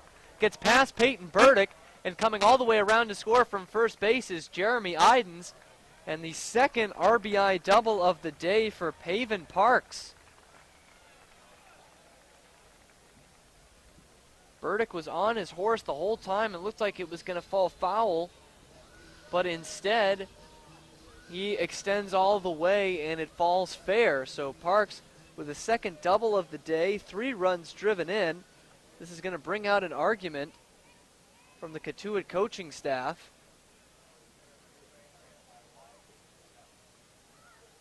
Look at the replay here. It does look like a fair ball. But that the call was going to be changed anyway. Just on the right side of that foul line, past the outstretched Burdick. So a good call by the umpires at home plate and down the third base line. Tough to see with big Peyton Burdick diving out for that one. But Parks will have another double, another RBI, and it's another run for the Gatemen, extending their lead to 8-1.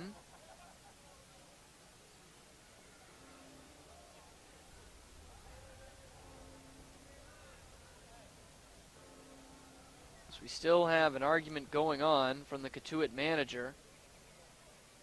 Doesn't look like it's to any avail.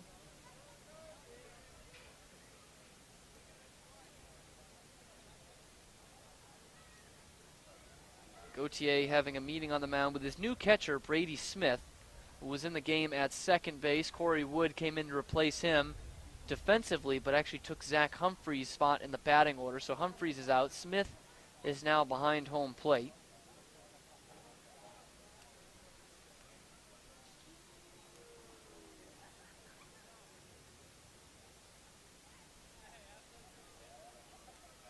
Now the umpires just in a discussion with each other now.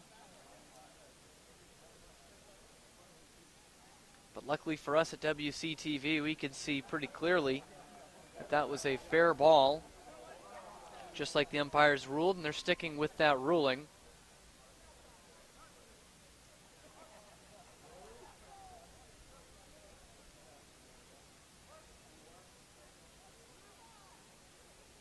So we're ready to play baseball again. Luke Roscom came in as a defensive replacement for Cade Cavalli. Will now hit for him in the 6th hole. Close the book on Cavalli, who's 1 for 3 today. Single, fly out, and a strikeout. This one low and in to Roscom, misses for ball 1.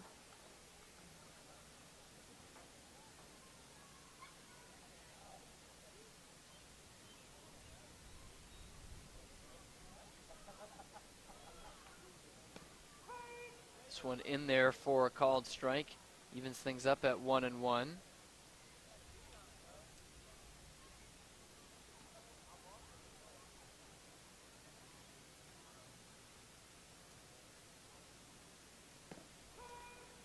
This one pounded in there again, a couple of quick called strikes on Luke Roscom, and he's behind in the count 1-2.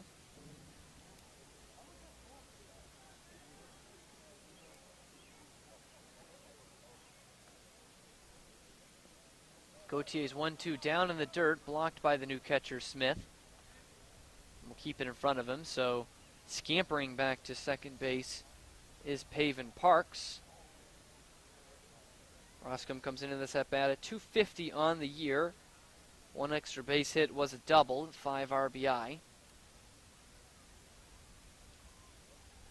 2-2, low and away, and this one's going to get by Smith all the way to the backstop, so from second to third goes Paven Parks on the play. He's just 90 feet away, but 2 outs in the inning. Anything in the outfield here that gets down for Luke Roscom will bring home the 9th run for the Gatemen tonight. 3-2. Outside, no chance for Roscom. It's ball 4. Second walk of the inning given up by Gautier.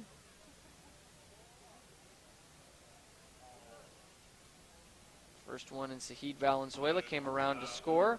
Now runners at the corners with 2 outs, and the shortstop Ryan Kreidler will get his chance. 0 for 2 today, a couple of strikeouts in both the second and fourth innings. Did draw a walk back in the first. This one in there for a called strike to him.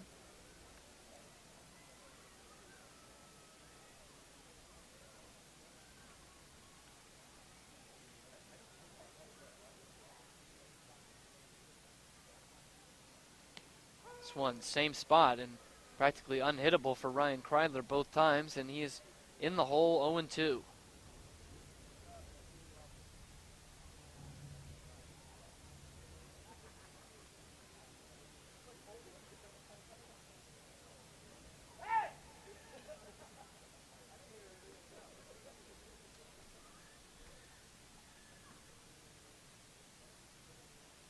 Two outs, runners at the corners. Gauthier set the 0-2 home. Kreidler's going to bounce it to shortstop Adam Oviedo. Will get the force out at second base to end the inning. Gatemen add another with another RBI double from Pavin Parks, who has had himself a night. And it is 8-1 Gatemen as we head to the seventh inning.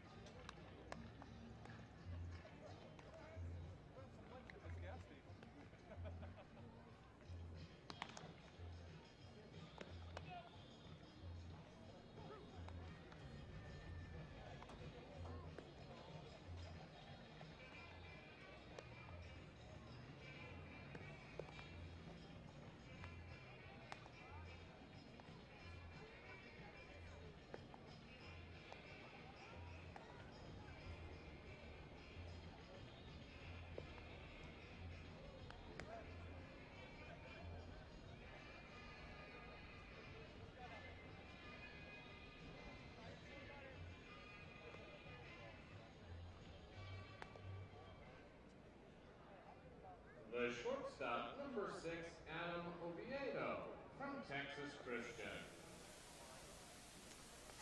Jared Horn out for his second inning of work after a stellar sixth inning, in which he struck out the side in order. Adam Oviedo, number 9 man in the order, will lead things off. So I'm going to miss down low for ball 1. Oviedo just 0 for 1 today. Flew out to center field in the second inning. Walked his last plate appearance in the fifth. Horn evens it up with a called strike here. Ball and a strike to him.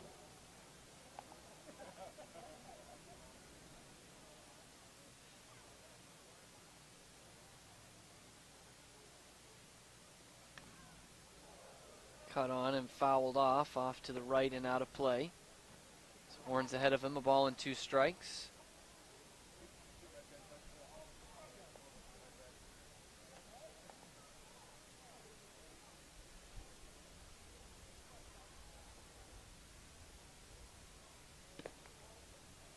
This one missing outside, 2-2. Oviedo from Grandview, Texas, not too far from Fort Worth, where he goes to school. And a disappointing year for the TCU Horned Frogs, missing out on the NCAA tournament. This one is strike 3, swung on and missed, and completing it is Drew Millis. 2-3 to put him out. So 4 batters faced for Jared Horn. That the 4th strikeout. At the top of the order, Peyton Burdick with 1 out and nobody on.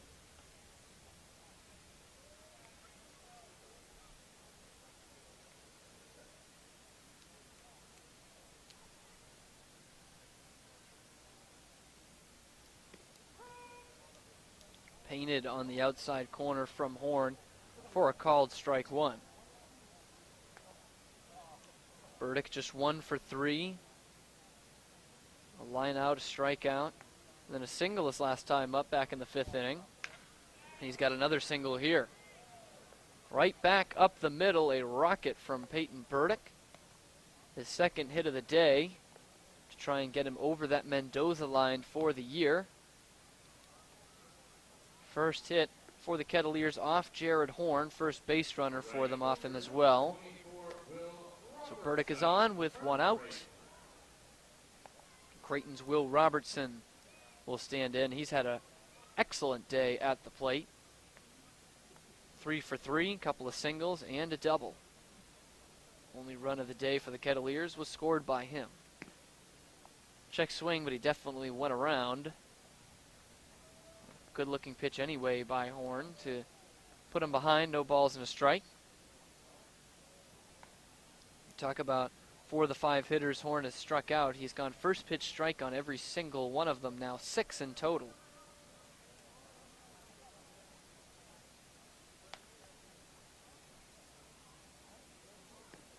Breaking ball misses outside, evens things at 1-1.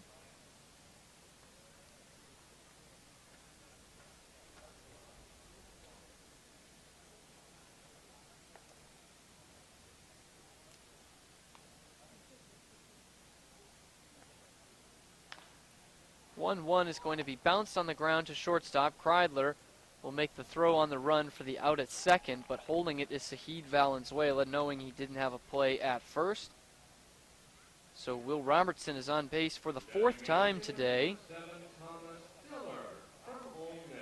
He's at first, but the lead runner eliminated on the play. Thomas Dillard will now stand in. The slugger from Ole Miss has had a very tough day at the plate. A couple of strikeouts and a double play grounded into. 0 for 3. Tries to work on that, but coming out hard is Kreidler, and it will drop into left field for a base hit. Shallow enough that Robertson cannot advance past second. The first hit of the day for Thomas Dillard, 2nd in the inning for Cotuit. And there's runners at first and second with 2 outs.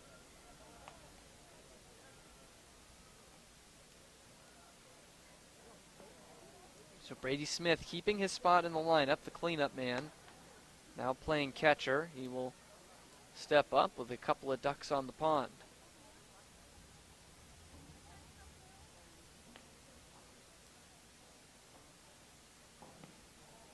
First pitch missing outside from Horn. 1-0 is the count. Smith, an RBI double in the first inning, driving in that only run. The man who scored was Will Robertson, now stands at second base. Smith also walked in the 3rd. But back in the 5th inning, the bases were loaded when he came up with 1 out. He grounded one to Pavin Parks. It went down as a fielder's choice. Parks went home with it to knock down a run at the plate. This time, though, Smith ahead of the count, 2-0. Big swing and a foul tip into Drew Millis' mitt. Puts things at 2-1 with 2 outs and men at first and second.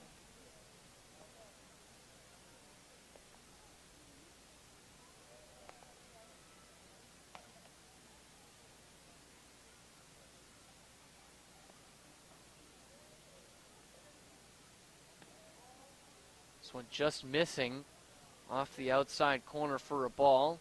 Looks like right where Horn wanted it, where Millis had set up, though. But now it's a hitter's count, 3-1 to the second baseman, Brady Smith.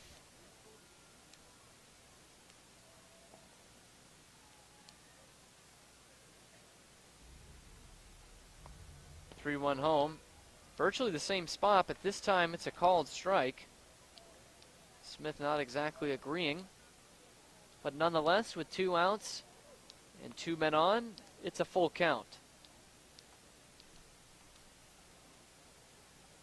A stray baseball has come onto the field from the Cotuit bullpen into left field. Jeremy Idens dispenses that. Meeting at the mound is brief between Drew Millis and Jared Horn.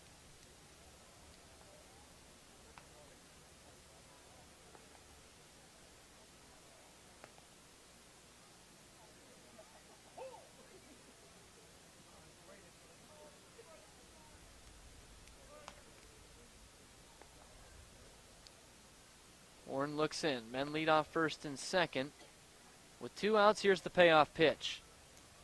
Going to be fouled back behind the first base bleachers and out of play.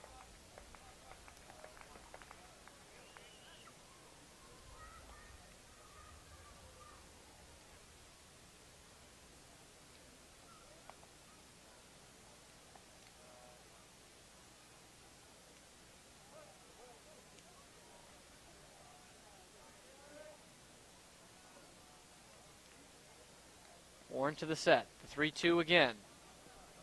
Same result, pretty much the same spot. Out of play behind home plate. Hanging in there is Smith, trying to cut into a 7-run Gatemen lead. As the Kettleers are down to their last 7 offensive outs.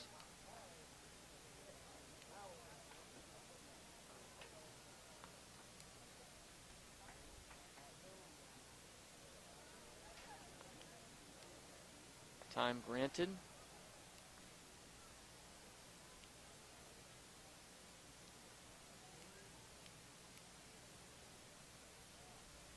Payoff pitch once again. This one will run outside. And walking is Brady Smith. Couple of singles in the inning. First free pass delivered by Jared Horn, and the bases are loaded. Now with 2 outs. And Michael Tolia, first baseman, stepping up.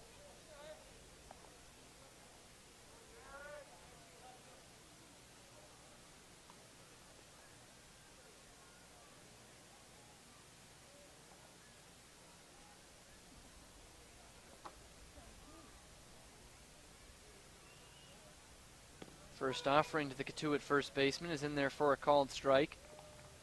It's been a tough day for Tolia at the plate, 0 for 3. Line out to Saeed Valenzuela, ground out to Cade Cavalli when he was at the game in the game at first base, and then struck out against Will Proctor to strand the bases loaded in the 5th, and the best scoring chance of the day for the Kettleers. This one's going to run inside, and it's going to catch the foot of Tolia. So because of that, a run will be forced home on the hit batsman.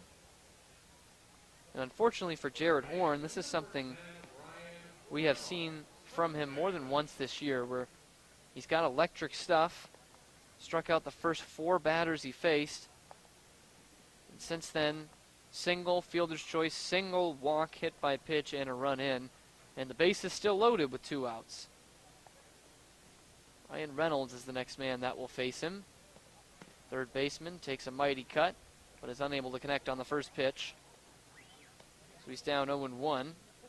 1 for 3 today. Single in the second, ground out to first base, and a looking strikeout against Jared Horn back in the 6th.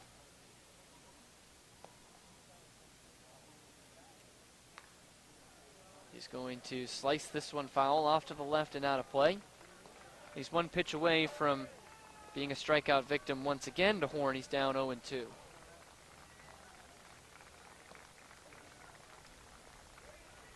Crowd trying to will the Gatemen reliever here.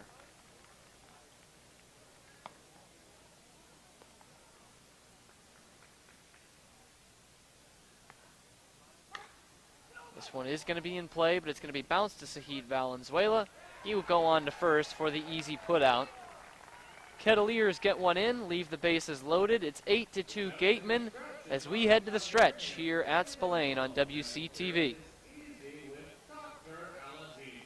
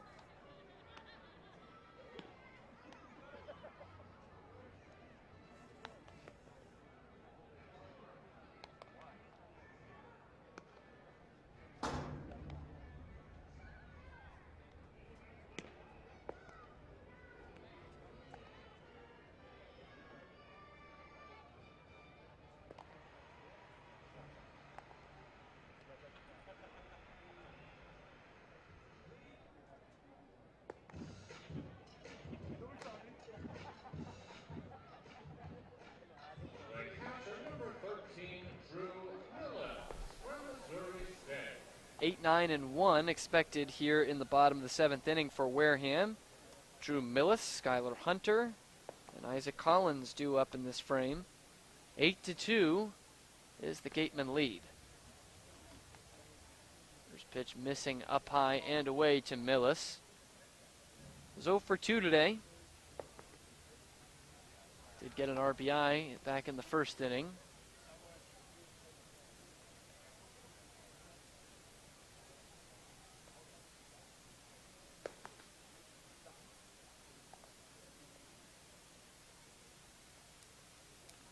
Going to offer it this one and foul it to the chain link fence behind home plate.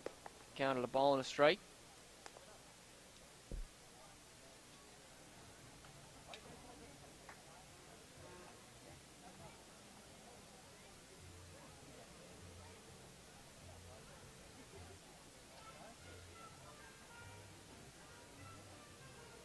Gatemen with 8 runs on 10 hits.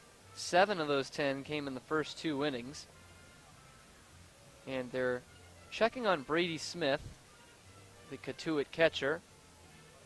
You may have seen him before out of the University of Florida. He's made waves this season during the college baseball year. Why, you ask? Well, you should probably do a Google search on him. The man looks exactly like Matt Damon. And when I mean exactly, I'm not even hyperbolic there. When I first saw the picture, I actually thought it was Matt Damon in a Florida Gators uniform. But nope, just the man behind home plate now for the Kettleers, Brady Smith. This one delivered in there for a called strike to Millis, 1-2.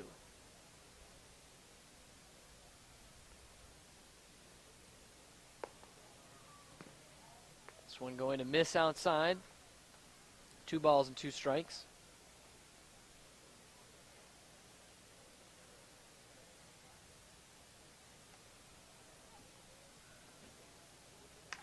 Two, sliced foul off to the left.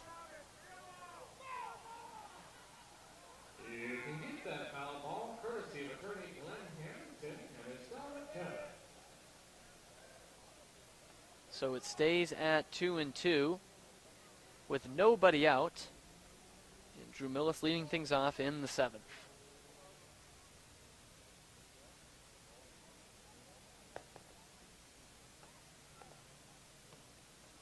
This one going to be down in the dirt.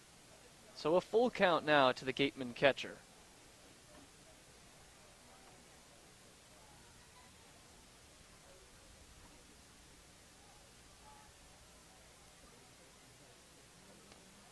3-2. Good breaking ball, and going down swinging is Drew Millis.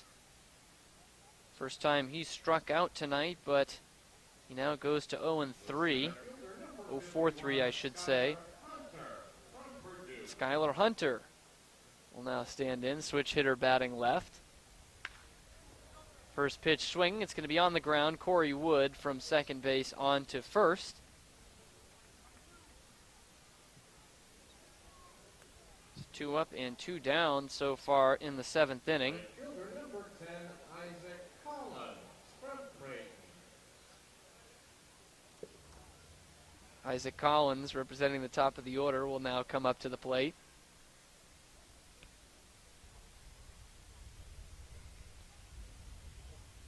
Collins still hitless today, but got on with a walk to start off the ball game for the Gatemen.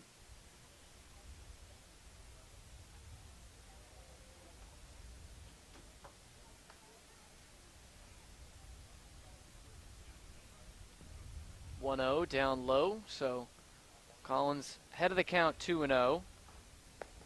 As I mentioned earlier, has brought that average up to 340 on the year. Is making a legitimate all-star case for the game next Sunday at White House Field in Harwich. So I'm going to be up and away, so he's ahead of the count 3-0. I already know the Gatemen will be well represented in that game, if Collins goes or not.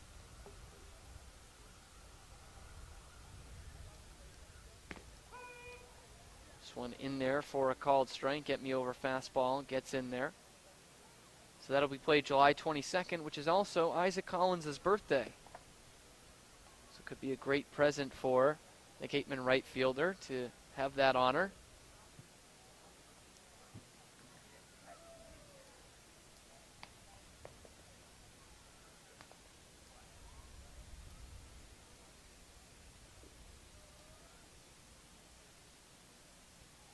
(3-1), he's swinging and will slice it foul off to the left. Get out of play there, so a full count, second one of the inning for Gautier. First time he was able to get a swinging strikeout from Drew Millis.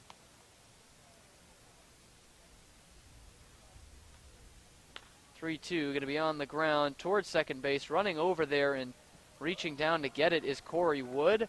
Already running towards first base, he flicks it on to Tolia for the out. Another 1-2-3 inning for Cotuit pitching. Third of the day against the Gatemen, who still lead 8-2 as we head to the 8th inning here on WCTV.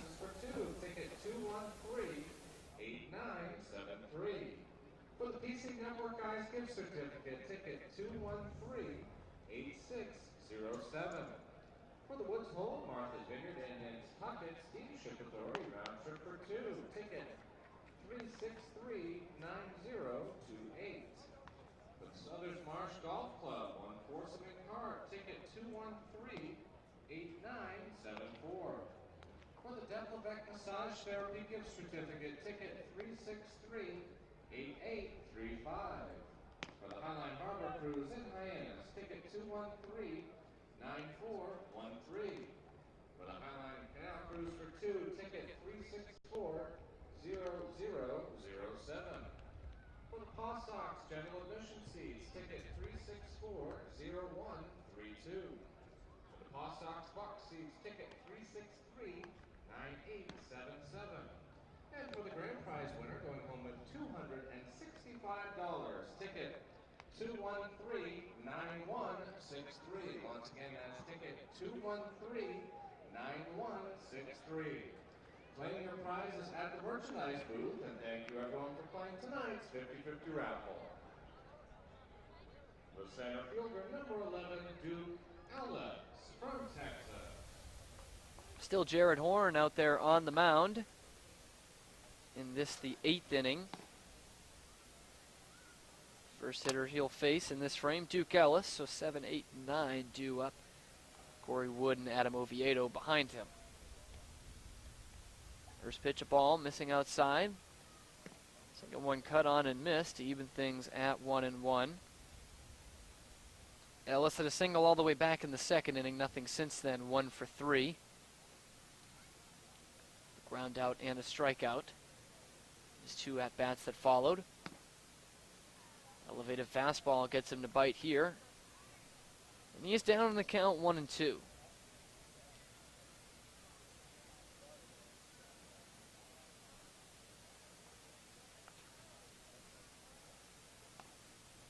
Two's going to miss outside coming out of the crouches. Millis to even things up. 2 balls and 2 strikes.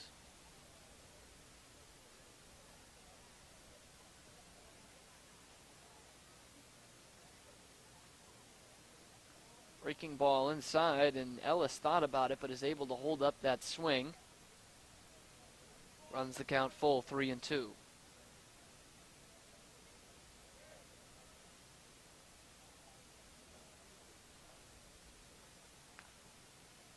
Going to be swung on and fouled off. Staying alive is Duke Ellis, keeping things at 3-2. Gatemen will travel to Falmouth tomorrow to take on the Commodores. 6:30 start time in that one. This one's going to be sprayed foul off to the left. And the next broadcast here on WCTV will be Sunday, a 5:30 start against the Harwich Mariners, a team that is starting to really falter in the Eastern Division. This one up high, so a leadoff walk issued to Duke Ellis by Jared Horn. Second one he has issued tonight.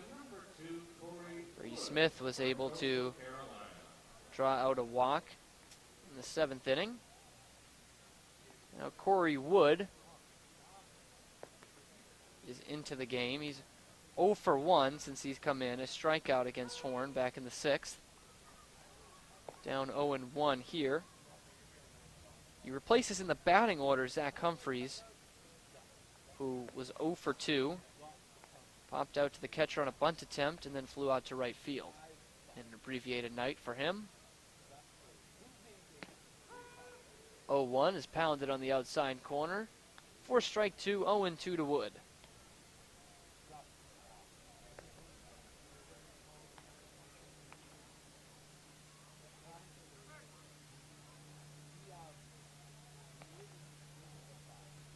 Throw over and getting back in there comfortably is Duke Ellis.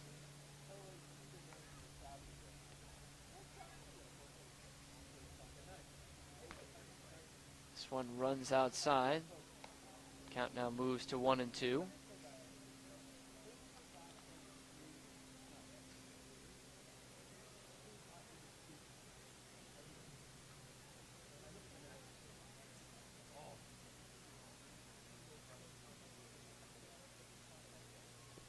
Horns 1-2 is going to miss down low, blocked by Millis, so no advance. We've seen Michael Gauthier the last 2 innings, but Zane Collins has been warming up for the Kettleers. Be interesting to see if he comes in. As a starter earlier in the year. In fact, he started the game here at Spillane that Cotuit dropped 4-2 in just the 3rd game of the season.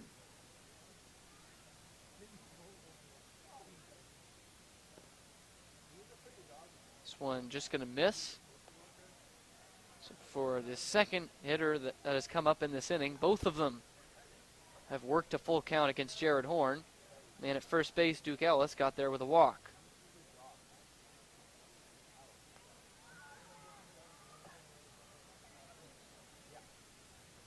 "3-2", going to be spoiled off to the left, out of play, so count stays right there.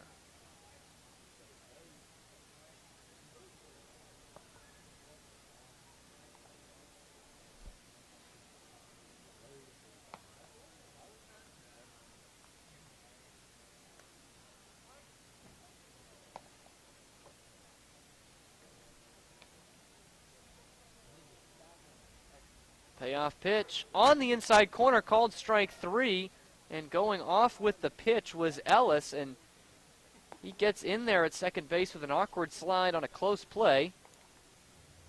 But down goes Wood. It's the second time he has struck out tonight, both against Horn. the 5th for Horn overall. There's one out, but a man at second. Now batting number 14, Michael Salvatore from Florida State. We have another change here. Adam Oviedo's night is done. Michael Salvatore will come in to pinch hit. First pitch he sees is a fastball for a called strike. Salvatore out of Florida State at 257 on the year. Couple of doubles, 6 RBI, just a 278 on base percentage in the Cape League.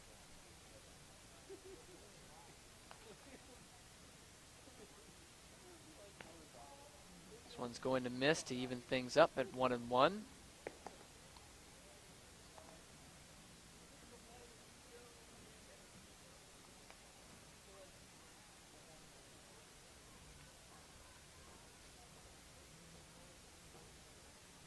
This one is going to be outside and is past the backhand of Drew Millis all the way to the backstop, and moving up from second to third further into scoring position is Duke Ellis. Trying to come home with the 3rd run of the night for the Kettleers. 8-2 our score right now.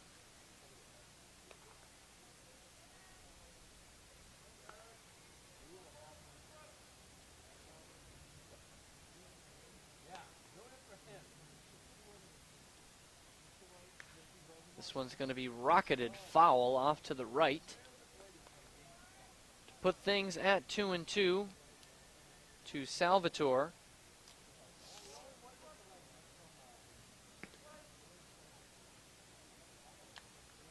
Who has only struck out 5 times this year, but has only drawn 1 walk in 24 games.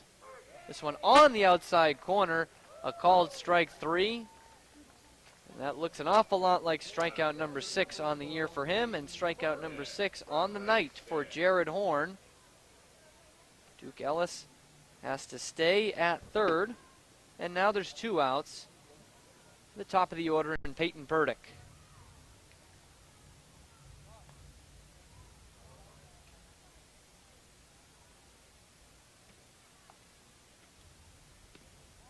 Breaking ball just missing off the outside corner for ball 1. Burdick started 0 for 2, now 2 for 4, a couple of singles in the 5th and 7th innings respectively.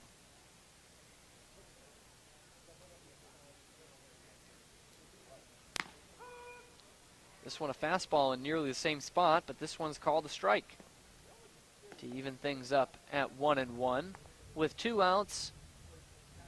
A man at third in Duke Ellis.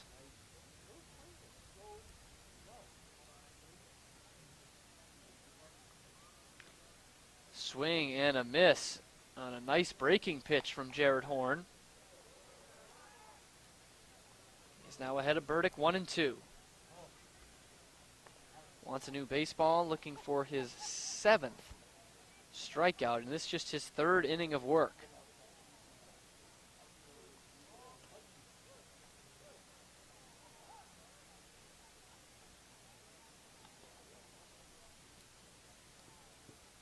Another loose baseball as they are wreaking havoc in the Cotuit bullpen. And giving Jeremy Iden some work. Hasn't been too much work for the outfield since Jared Horn has been in here. He's kept the ball out of play. A couple of walks, a hit batsman, and the 6 strikeouts. Here's the 1-2. Just missing off the outside corner. Pitch that the Gatemen faithful wanted. Will instead go for a ball and twist up the count once again, 2-2.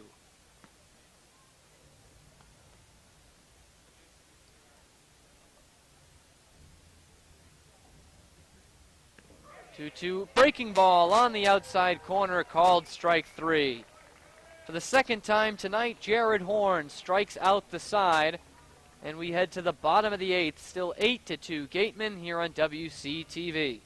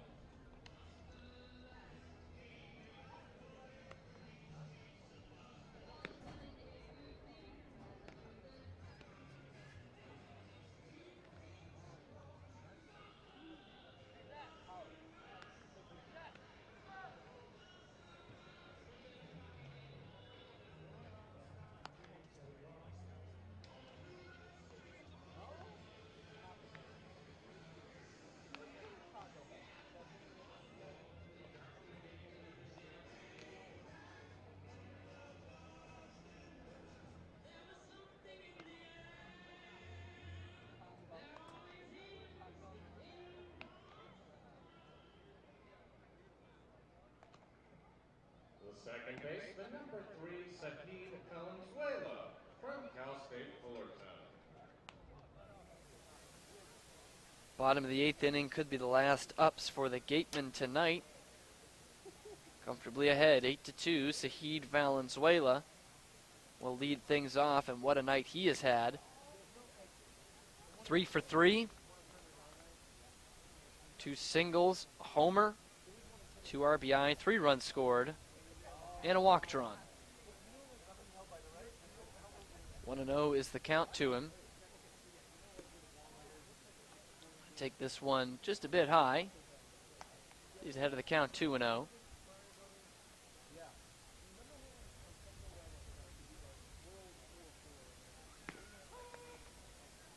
This one just clipping the outside corner for a called strike one. New pitcher on the mound for Cotuit is the left-hander Zane Collins from Wright State. Gatemen fans will remember him as a starter last year. Pitched a complete game shutout here at Spillane and a 2-0 Cotuit victory. One of the rarest of feats here in the Cape League, a complete game and also a shutout. This one is going to be bounced on the ground to third. Ryan Reynolds cannot handle it. He was charging in on it, fumbled it a couple of times, and just has to eat it there. And down to first base goes Sahid Valenzuela. See how that one is scored.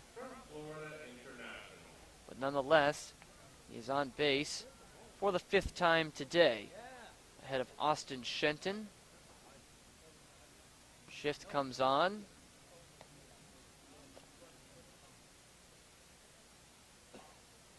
Lefty-lefty matchup. First pitch misses down low for ball 1.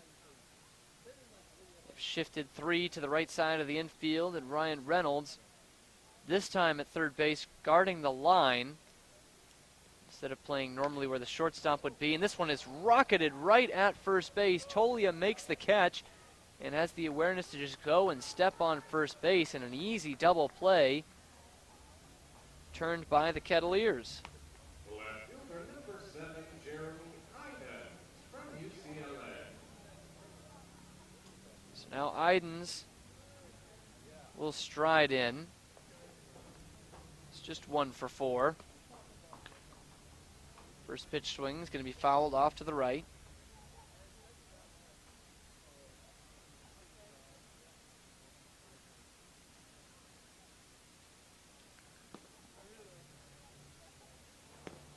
This one going to be cut on and missed. So Idens is quickly down 0-2 against Zane Collins.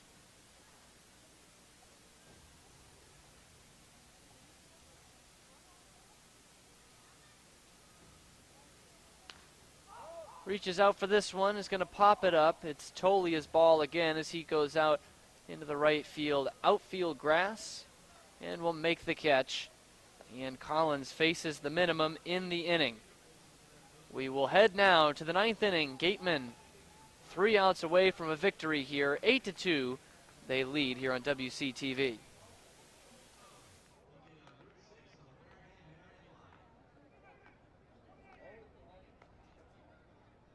Attention fans, this Sunday, July 15th, the Gatemen will play host to the Harwich Mariners, and that game will feature the return of Gary Gatemen, thanks to Joe Resmini.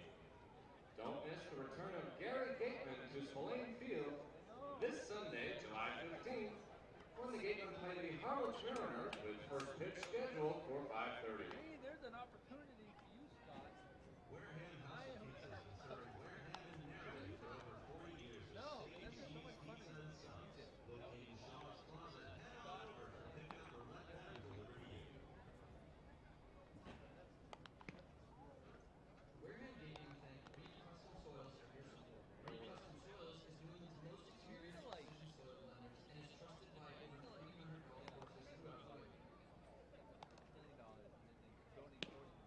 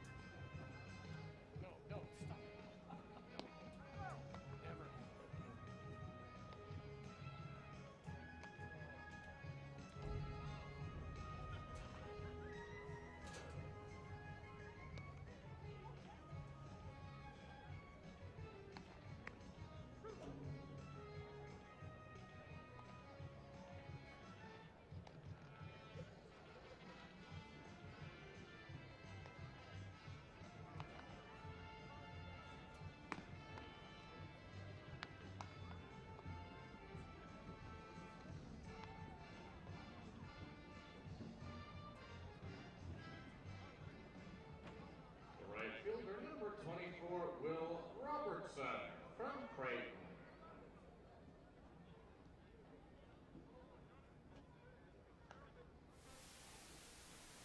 To the ninth inning we go. Cody Carroll is the new pitcher on the mound, trying to lock this one down for the Gatemen. He has the benefit and the cushion of 6 runs. Carroll coming in has both been a starter and a reliever for the Gatemen this year out of Mount Dora, Florida, and the University of Southern Mississippi. 1-1 record, 5.73 ERA. And this one is going to be fisted in the air, and Luke Roscom will come under it. Will Robertson is the first out of the 9th inning. So Carroll, with that 5.73 ERA and 11 innings pitched, he's given up 7 earned runs, has walked 9, but has struck out 13. Brady Smith will now come to the plate. Florida Gator was filled in at catcher tonight after starting the game at second base. First pitch swinging, it's going to be fouled off to the left and out of play. So he's behind the count 0-1.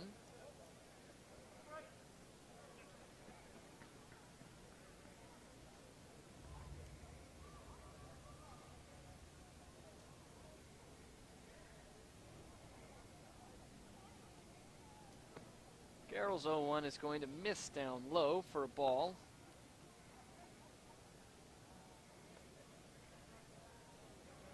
Thomas Dillard is 1 for 4 today, singled his last time up after a couple of strikeouts and a double play grounded in 2. 2-1 is the count on him with the bases empty and 1 out in the 9th inning.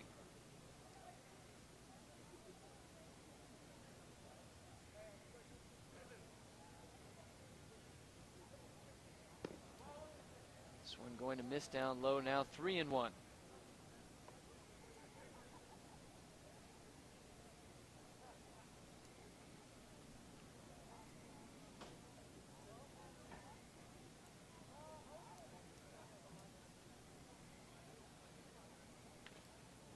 One's going to be fought off, and hitting the deck is Drew Millis. And that caught a big piece of the Gateman catcher. And he is writhing in pain next to home plate. Looks like from here it might have gotten him where you really don't want a foul ball coming to get you.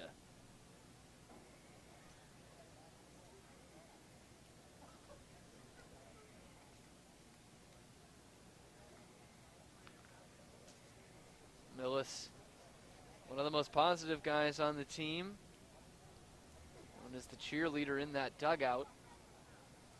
In some serious pain right now, doubled down. Coach Don Sneddon out there to check on him.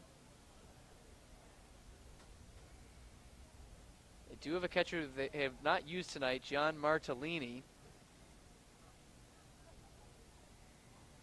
So could feasibly just see him in here for the rest of the game.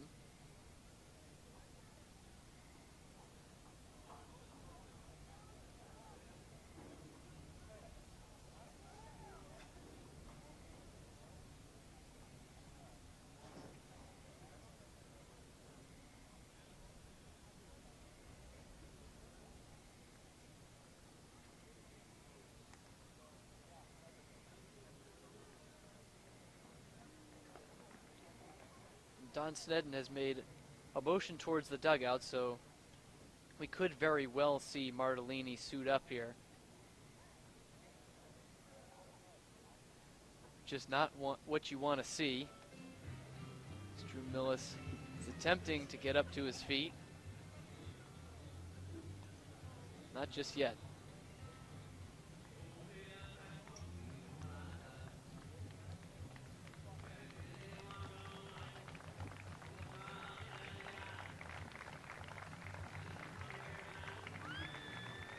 Getting the clap. John Martellini has suited up and is coming in. Millis starting to walk off with a little bit of help.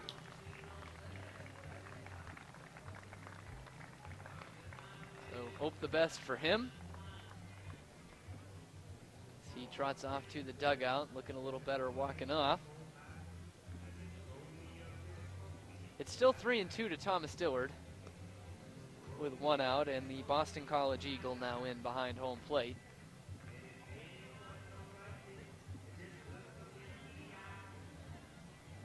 And because of the layoff for Cody Carroll, he'll throw a couple of warm-up pitches also to get Martellini a little adjusted to the game as he comes in with 1 out in the 9th inning.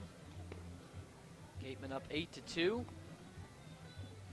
After tying these Cotuit Kettleers last night at Lowell Park, looked to get the win in the bit of a home and home with their Western Division rival, who sit in 5th right now.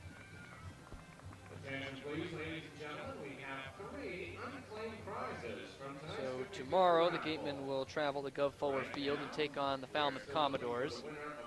Then back home here on Sunday, 5:30. They will host the Harwich Mariners. You can catch that game right here on WCTV as well.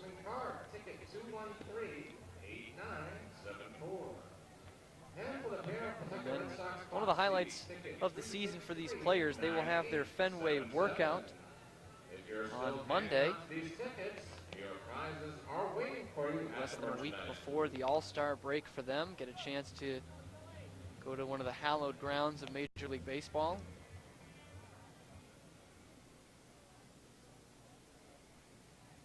The designated hitter, number 7, Thomas Dillard from Ole Miss.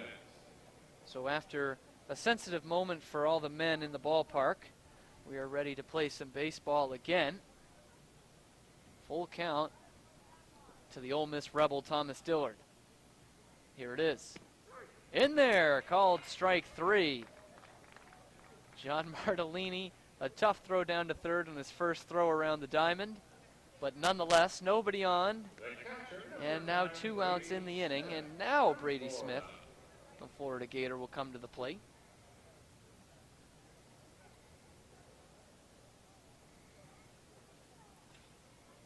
Smith with a double and a couple of walks tonight.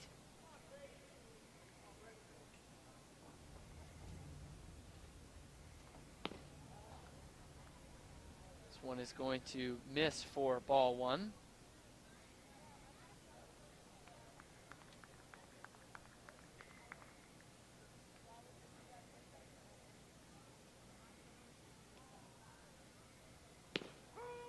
One in there for a called strike at the knees, a ball and a strike.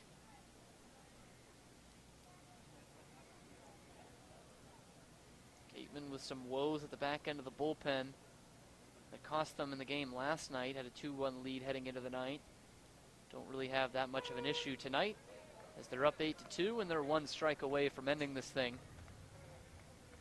Nobody on, 2 outs, 1-2 the count to Brady Smith.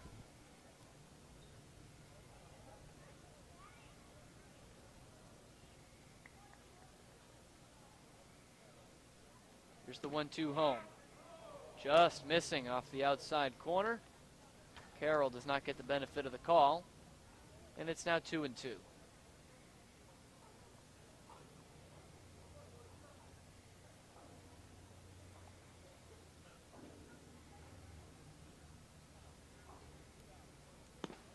This one is on the outside corner for a called strike 3.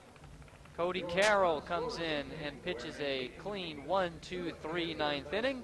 And the Gatemen with a convincing victory tonight over the Cotuit Kettleers, and they remain in first place.